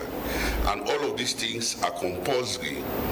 I'm making this evidence because when I was trained in Sierra Leone to become a teacher, I am British trained. We are only 11 when they came to introduce commercial subjects in Sierra Leone. They brought people from Britain, Jackson, Colin Lane, Peter Borg, John Farrell. These were all British people that were brought to come and train us so that we can teach commercial subjects. During those periods, I will make it quite clear, people could verify, that even those who were principals in schools, their children were in those schools, they send them to me personally for lessons. Because all those I teach definitely are coming out with a distinction. Because you are very familiar with the syllabus. And whenever they were having training at British Council, people will say, Mr. Mew, you go there no more. Because they are not going to give you anything. It's only food.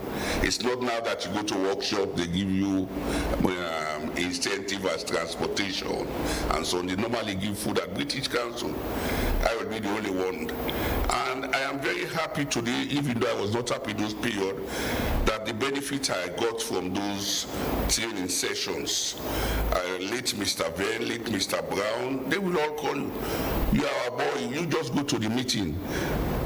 You see, I think we really need people who are very committed in the teaching profession. The problems are many. The problems are many. The idea of free education is a wonderful thing, because those of us who were principals and chairman of principals, whenever pupils do not pay school fees, you are taken to parliament to go and, when after the audit report has come out, the audit division will send you to parliament to go and defend yourself. And at times it's usually embarrassing that pupils, poor pupils who did not pay school fee, you the principal have to answer for them. But now, even when they are saying free education, the challenges are many.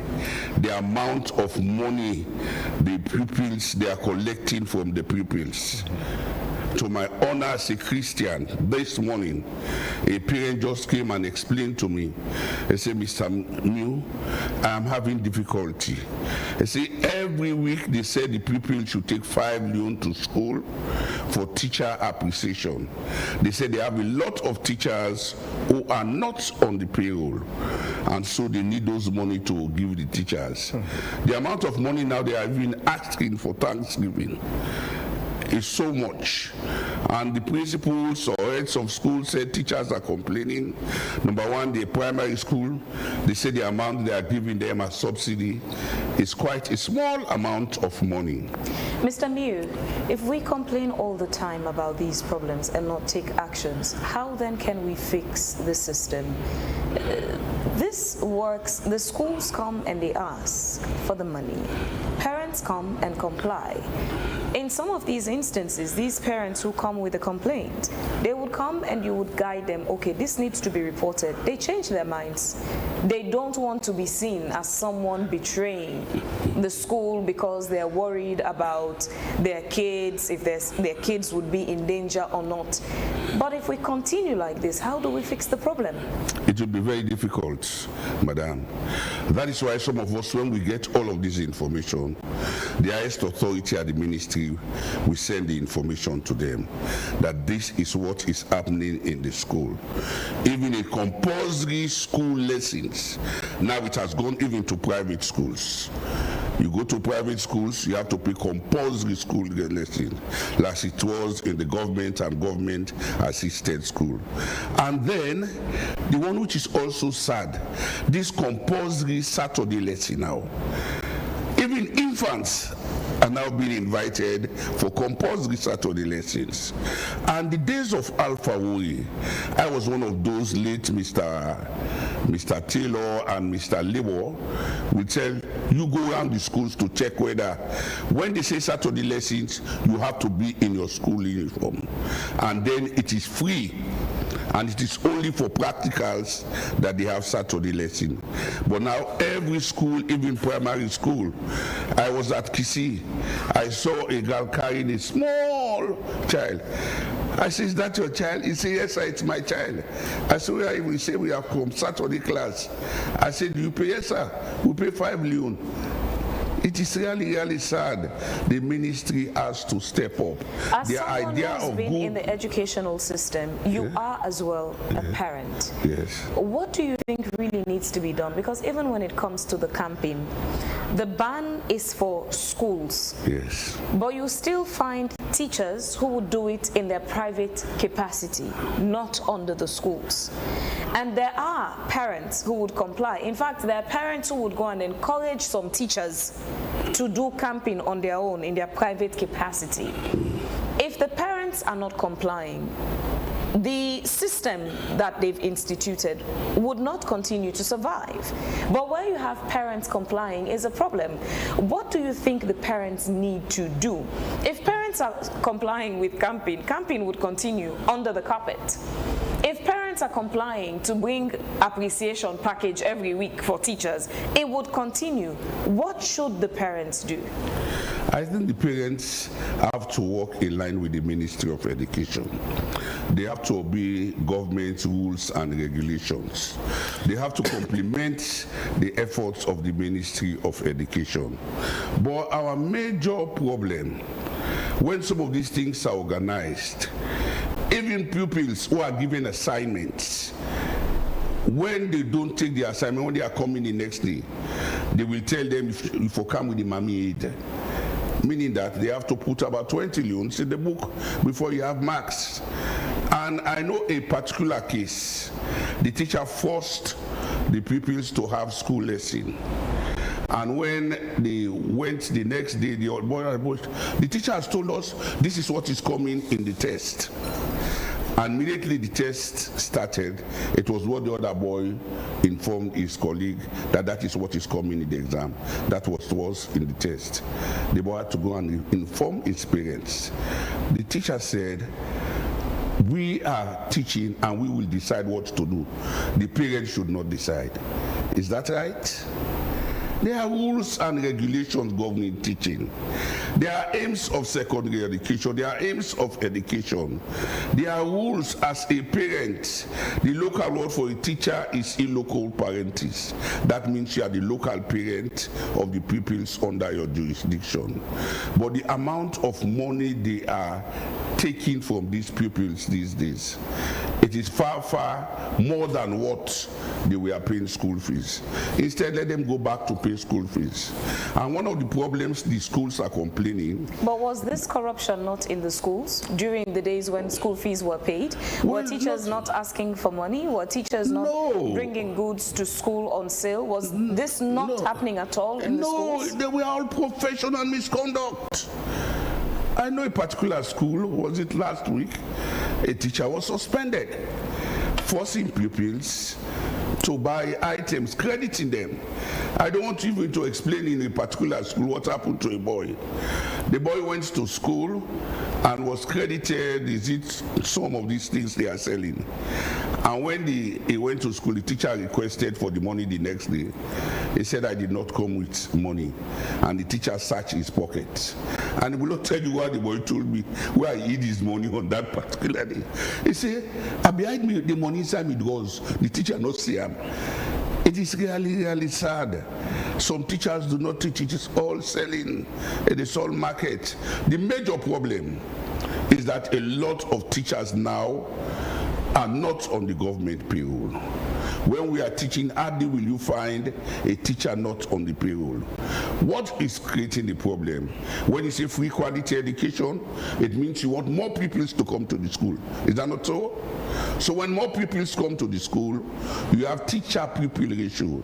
You need more teachers to cope with the thing. But there are a lot of teachers. Hardly will you go to a school and will not find teachers who are not on the payroll. I thought for many years, not on a single day did we have teachers. I started teaching. The first month I started teaching, they did not pay me. The second month, they paid me the last month and my current salary. And from that date, I did not have any problem for over 30 how many years? 39 years, no problem. You see, but the problems are many. If you say free quality education, please ensure that we have more teachers who are on the payroll. Because the teachers are not on the payroll, they go on what we call Operation Pay Yourself. And that is what is creating problem even for us. Even for us or those public exams, it is creating problems because the teachers who are not on the payroll are the teachers some of the schools send to go and supervise so that they will get some money. And when they go, they tell the pupils, when you are coming tomorrow, please come with 50 loans. This is for this person, this is for that person. I had evidence, I think some time ago, I brought it here. It was on my phone, but somebody has deleted it. When I showed the child, say, it's 50 loans, sir, please, sir, can you help me with 50 loans? I said, send a reminder to my phone. The girl sent a reminder to my phone. I said, no, I sent cash out everything. And I was showing somebody without even the child's name. It's really a serious problem. Let's also look at the desire and knack for education these days. Before now, camping was not a thing.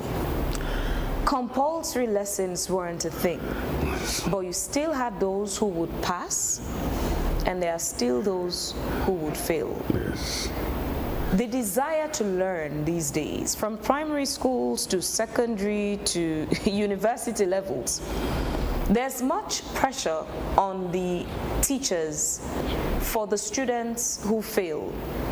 To some extent, though it's not a justification, you find those who go beyond an extra to prepare the pupils and students to pass in ways that are very unprofessional. You made an example of that teacher during the lesson telling the kids the questions that would come. Outrightly, that's unprofessional. But there's much pressure on the teachers now to deliver than there is on the pupils to actually take their academic work seriously. You can force the horse to the stream, but you cannot force the horse to drink. This part of the conversation, much attention has not been given to it. The focus is more on what the teachers should do and not do, what the parents should do and not do, and ministry. But what about the pupils? The seriousness to learn. There was no camping, but many people passed their exams. Those days, madam, we have many schools that had boarding homes. Albert Academy had boarding home, FSSG, Methodist Girls High School, and the Walsh. Many schools, like in Ghana, you have many schools that have boarding homes. But in Sierra Leone, it has declined considerably. You go to both schools, all those schools, Magboka, they all had boarding homes. But count 2 or 3 schools now in Sierra Leone with boarding homes. And those days, you even have quarters for the teachers. But even now, there are schools, you know, even those days, there were schools without boarding homes. Yes. But of recent times, even like 20, 30 years ago, you still had, say even 20 years ago, you still had schools that didn't have boarding homes, yes, but they were performing greatly. Look at, recently I had a conversation with someone and we were laughing about the NPSC, for example. Now the best performing pupils would be in 300s. 2-3 decades ago, you would have best performing coming with a score of 500, 400 and something. You are in the 300s, you are not even in top 10 or 20 in the country. Now you would get the top 5, top 10 in 300s. They were not in boarding schools. Madam, as I am telling you, the bulk of the teachers don't even have teaching syllabus. I would have loved if the Ministry of Education are the representative here. Let me just mention, by the way, that a representative, according to the producers, came, waited in the reception, but at the last minute to enter the studio, left saying there was an emergency. Yes. You see, it's quite a serious issue. We need more seasoned people even at the Ministry of Education. But do you see the desire in this generation of pupils to learn, to actually acquire education, not just the certificates? Madam, they want to learn.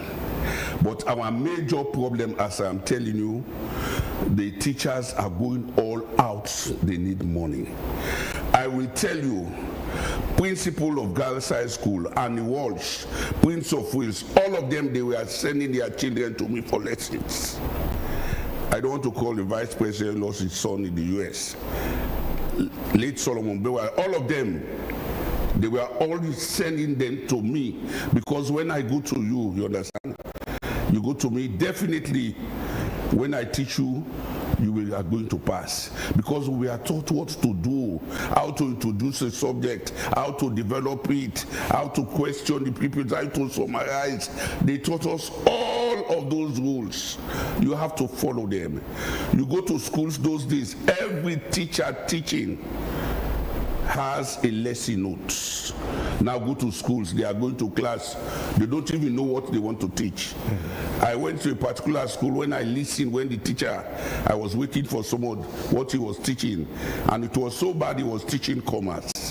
What I learned from him, I really wanted to go to the class and tell him what you are doing is wrong. He came out and told me, the person you are waiting for said you should come later on, sir. So you can go and come later. It is really, really sad. We need a teaching syllabus. The Ministry of Education should have a teaching syllabus. If you go to me now, I have teaching syllabus for Ghana. I have teaching syllabus from Nigeria. Like Nigeria, they are doing commerce. I have the teaching syllabus for commerce from Nigeria. Ghana, they are doing business management and clerical office duties. Those were two subjects I served as chief examiner. Clerical office duty, I did those Royal Society of Arts of London, those programs. That is why even big institutions in Sierra Leone invite me when they are conducting interview to go and serve as one. Do you think we still have some good teachers in the country? We still have, madam, but the others, it's easy for the wrong ones to bring you down. That is the major problems we are having. Oh, you want to be like this, you are the so-so. That is what they used to tell me.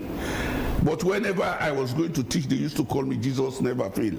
How do you think we can solve this crisis? Because this seems to be a crisis in the educational sector. The one problem, let all teachers go on the payroll. If they go on the payroll, they have no right to even ask for money from the pupils. Now I'm telling you, hardly you go to school, about 1/5 of the teachers perhaps, or 1/6 of them, they are not on government payroll. And even some of the schools collect money from the pupils. They call it teacher appreciation to ensure that they pay teachers. Another school has just informed me that this March, they don't have any money to pay those the workers, because government has not paid the subsidy, and the subsidy they are giving to the schools is not much now. Everything has gone up. Everything has gone up, and because it is not enough, people go all out to find the extra way of getting. When we started to teach, there are times some parents will even come and show appreciation. Oh, my child is saying that you're a good teacher. They enjoy you teaching. But these days, do we have good teachers? Somebody was making fun the other day. He said, we don't have teachers, we have cheaters. He said, things are so difficult now. He said, because we have a lot of people, they don't treat the pupils as their own children. When I started to teach, they said teaching was a vocation. It looks like you are doing a religious work. But now, if you don't have money, it's a difficult thing. The government idea of free quality education is a good thing, because you had a lot of pupils who are not going to school because parents could not afford to pay school fees. But now what they are taking from the pupils is more than what they would have paid even for school fees. So that serves as a disadvantage to pupils. And those whose parents can afford are those who try to make it. And there are a lot of things we need to correct. Even if you see how they are taking exams in Ghana, Nigeria, every pupil has a chair and a table. In Sierra Leone, we have what they call long bench. And I normally inspect the exam for WAEC. Some of them, when they go to conduct the exam, they are going to snap the questions. Somebody outside is working on it, and the answers are sent back. When you go to some centers, they take the exam to the last floor. So by the time Mr. Mill comes for inspection, by the time you are climbing up there to see what is happening with the exam, they are through with it. And even the parents are also responsible for some of this. They form WhatsApp group when exam is coming. I know a particular school that the principal or head teacher was cautioned. They form WhatsApp group. They should make contribution towards the exam that the pupils are going to take. And those monies they collect, they go and give the teachers who are supervising the exams. We need to step up. Even Ghana, I will tell you, 2 weeks ago, 8 teachers were sentenced, taken to court for being involved in exam malpractice. But Sierra Leone, 2023, 17,000 results were obtained. That's the first in the history. I worked in Ghana, I worked in Nigeria, I worked in Gambia. I was also a representative of Sierra Leone for IFAC, International Final Awards Committee. And Sierra Leone used to have the least exam malpractice. But now, when I'm talking to someone, we have one of the highest. What should we do? Is it government alone? All of us have to come on board. The place government has to come in, they need to get teachers on the payroll. All teachers who are teaching should be on the payroll. At the same time, there are rules and regulations. Training sessions have to be done. I am impressed about a particular school who have asked me to recommend people who have been team leaders or chief examiners as WAEC. They will be running program free. It's people from the diaspora. I don't want to call the school's name. I am finding the people for them. They say, Mr. M, you are in charge. Find it for us. Let us have people who will assist the pupils. Because many teachers, I'm telling you, certain areas in the syllabus, they don't teach it. For example, I teach business management. I serve as chief examiner for 30 years. 8 years we are in charge of the whole of West Africa. We go to Gambia, you say Nangadef, I will tell Jamarek. I used to be at Ocean Bow Hotel. You go to Nigeria, Ascon, Lagos Airport Hotel, I will tell you about it. You go to Ghana, that's the country I know more than almost every 2 or 3 weeks I was in Ghana to look at all of these things. We need, when I was chairman of Conference of Principals, very important point, I will form subject associations. All those teaching languages, all schools should send their representative. They will meet at Rokel Secondary School, they fix a date. All those teaching sciences, they meet at Rokel Secondary School and fix a date. All those teaching social studies, history, government, we meet at Rokel Secondary School and fix a date they should be meeting. During those meetings, they discuss the syllabus. And when I was traveling, I will bring the different countries' syllabus for them to look. You understand? When they look at it, they discuss. And during those periods, we used to have even teaching syllabus from the Ministry of Education. But now we don't have those things. Everybody just teach what they... I will tell you, for example, in business management, I will tell you topics they don't teach. One, marketing management, they don't teach it. Two, human resource management, manpower planning, coming right now. Three, the legal environment, law of contract, all of these things they don't teach. I went to a particular school at Songo, and the man was asking me, "Are you Mr. Mew?" I said, "Why?" "Hey, please, I want to know whether you are Mr. Mew." I said, "What is it?" He said, "Well, I'm a teacher of commercial." I said, "You have topics you don't normally teach." I called it. He said, "How did you know, sir?" When you are marking papers, you know a lot of areas teachers don't teach. I go around the schools. They will tell you, I have about 6 or 7 or 8 schools that I go once a week to teach them. So I learn a lot. And one particular school, the teachers, they don't want to see me because they say I am blocking where they are getting money.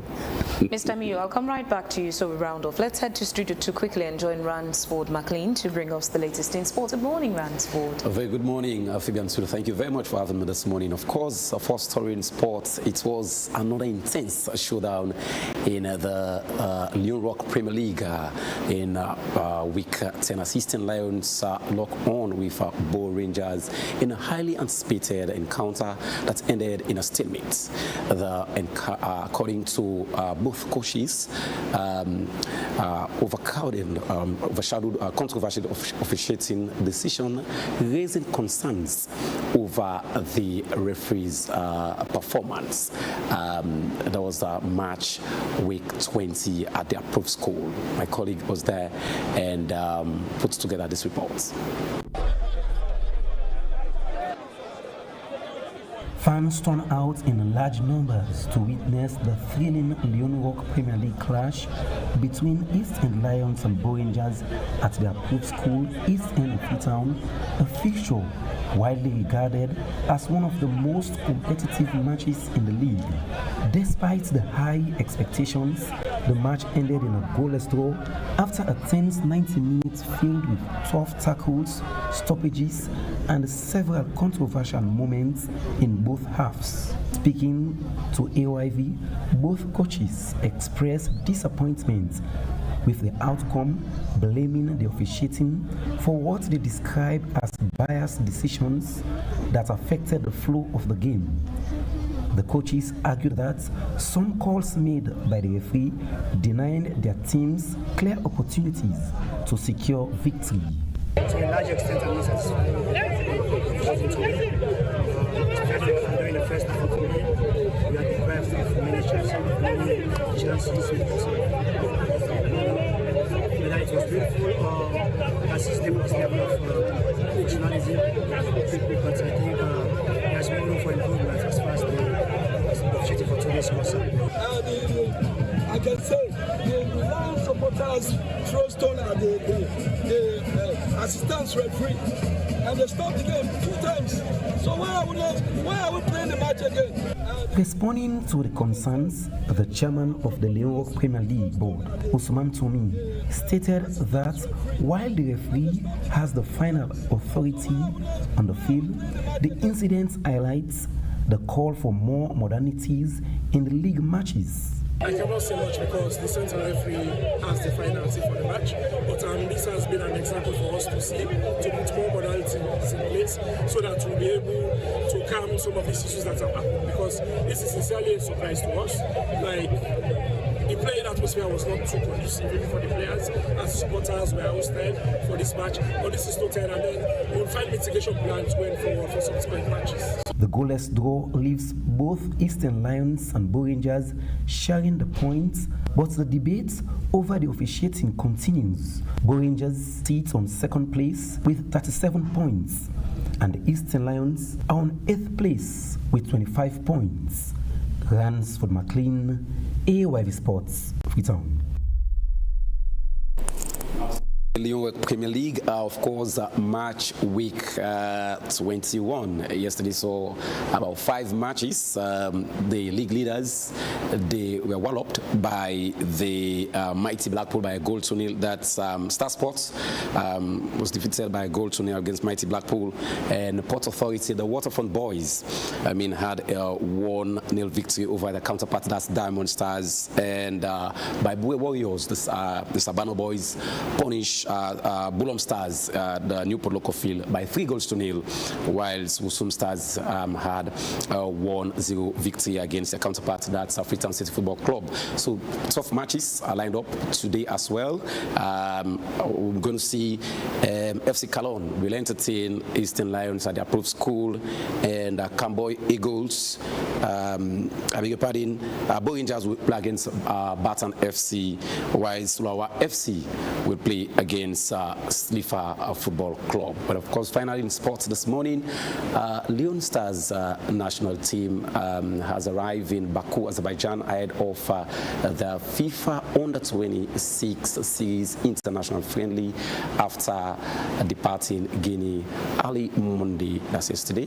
The delegation led by SLFA Vice President Wanda Ali Badaratawali includes 7 players along with the technical team headed by Mohamed Kalon. Following the charges of the changes of the fixtures, Sierra Leone will now play a single friendly match against Azerbaijan, slated for the 30th match of this year at their designated venue. This comes after Oman pulled out and St. Lucia's schedule was considered on suitable training is set to kick off for the team. That's today as head coach Mohamed Kalon begins preparation for the clash. Well, we wish the team all the very best on their outing. Well, that's it for sports this morning, and over to you, Bokari Matia and Fabian Swill in the main studio. Yeah, just say over to you, Bokari Matia, the Carabao Cup winner. So you're a supporter of Man City now? Well, I guess Arsenal, yes, obviously, definitely. I don't know that you are a hardened fan of Manchester United. Yes, thank you very much, Ransford McLean. We still have Mr. Me. Mr. Me, as we round off now, you've highlighted, a whole lot happening currently in the education sector. From the ministry's perspective, one will say there is an argument for them. They are citing malpractices as one of the reasons, and also extortion. Although you're saying teachers are not being paid, and some of these schools are calling for these extra cash because of subsidies are not coming in, teachers are not being paid, some teachers are not even on payroll.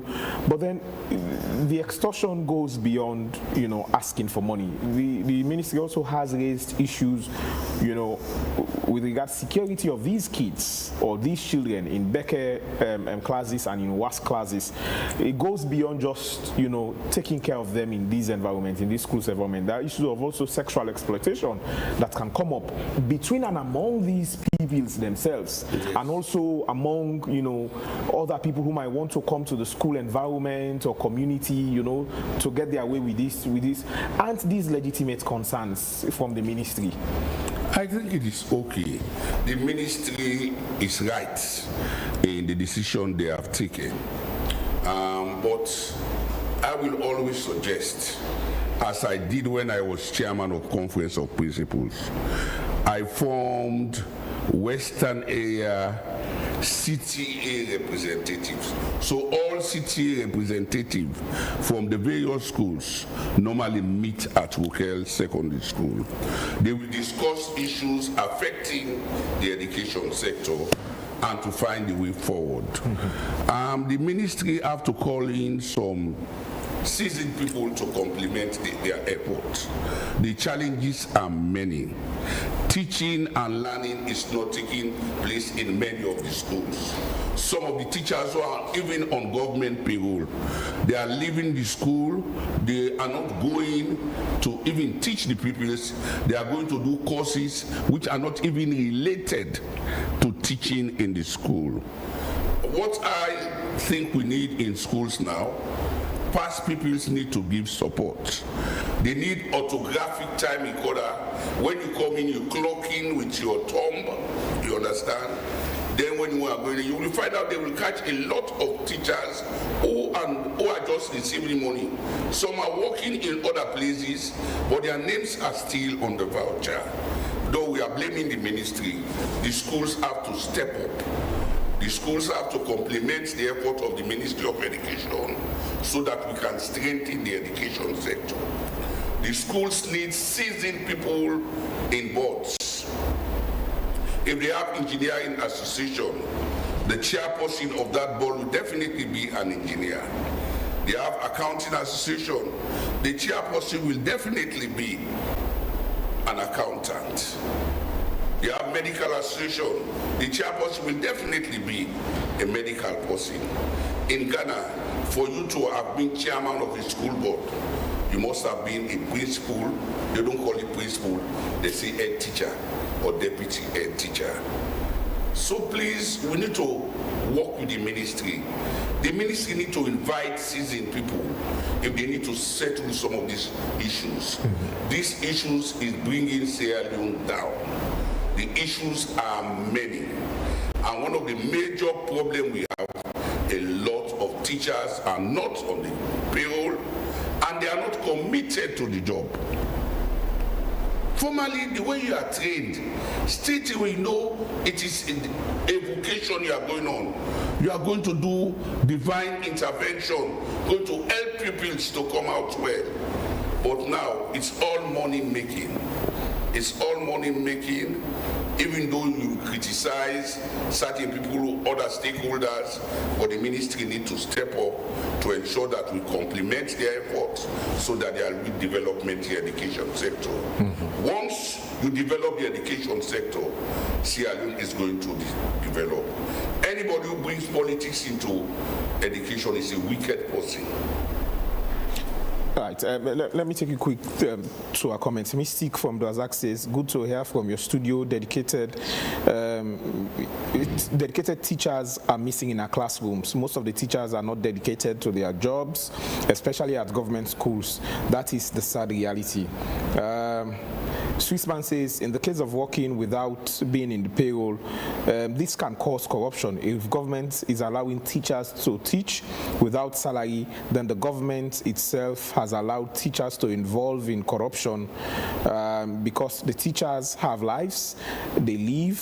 Where do you expect them to have money to feed, to pay their rent? I think if government want to stop corrupt activities in schools, the government should employ teachers directly, pay them well, and create special rules on anyone that is found corrupt.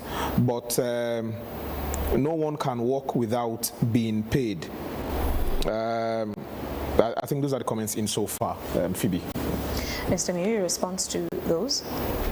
I think they are quite correct. The challenges, we have a lot of teachers now not on the payroll. The reason being, free quality education means we want more pupils. Instead of them selling in the street, let them go to school. And they have what we call teacher-pupil ratio. So if you have more pupils in school, you need to have more teachers. And when the teachers are not paid, they have their own family to take care of. They begin to collect money from the pupils. It is sad if they tell you what is happening. Pupils are given marks who do not pay, who do not even take tests because they will bring the mommy aid for the teacher. It is really, really sad what is happening in the schools. Let us sacrifice, but the major problem I think we have, the government does not have as much money because many people do not pay taxes. Like those mining areas, I was checking from Ghana, those who are doing mines, they are paying a lot of tax. And that money is helping governments to have money. When the government does not have money, where will they get this money to pay teachers' salary? Where will they get the money to pay subsidies? We really have to complement the effort of the government government, and the ministry need to bring seasoned people to be chairpersons of school board and seasoned people to work at the Ministry of Education. Can we still manage the free quality education program, or should we go back to pupils paying school fees? We can still manage it because Ghana has free quality education. They even do feeding, school feeding. I served as the first country director of school feeding. I worked with UNICEF, World Bank. I arranged, gave them what to do during Ebola. And when I told them I was going to retire, they said, no, you are a quality person. We are going to recommend you to the head of state. They recommended me because I studied management. I started school feeding.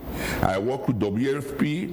I work with CRS and all other bodies. And if you know how to talk, even the fun you are making in football, you can, even when they are having money at the ministry, it's fun we are making at football. Like one man who was Chelsea will make fun from. They said, well, I'm busy. They have sent money for our donors to do so. Straight away, as soon as I get that information, I prepare the document, go to the minister to go and sign. And we send him, say, Mr. Me, how did you know that such money has come? You don't know that joke we are joking. I have got that information. And for example, even WFP, when I went there, it was the Gambian who was the head. As I went there, I said, Nangadef. He said, Gambian? I said, well, I will say I'm Gambian. I used to train them to mark exams. We made fun. Wherever there is fun in, he will inform me. You understand? We made fun. If you be playing, joking with people, you have a lot. Even WAEC, when I was the board member at WAEC, we know the Ghanaians will support the Nigerians when we are voting. We Liberians and Gambians, as soon as we go for dinner, we sit to ourselves, we say, this is what we are going to vote for. We arrange everything, you understand? So please let everybody make your own contribution towards the development of education. If our education falls, it's all of us that is going to fall. And it's going to embarrass each and every one of us, not only Sierra Leone, not even the politicians. Education is not political. All right, thank you very much, Mr. Miu. I'm afraid this is all we have time for. Again, as stated by Fabian, we were to have a representative from the ministry. He was here, as communicated by our producer, but had to leave. As according to him, there was an emergency that required his presence from the ministry. But of course, this is where we'll end today's edition of Wake Up Sierra Leone. We say many thanks to our audience and all those who joined us on Facebook, to grace this program this morning. And we say special thanks to our sponsor, Local Commercial Bank, and our other advertisers. Until we meet again, I am Bokari Matia. And I am Fabian Swill. Have a lovely day. Take care and bye for now.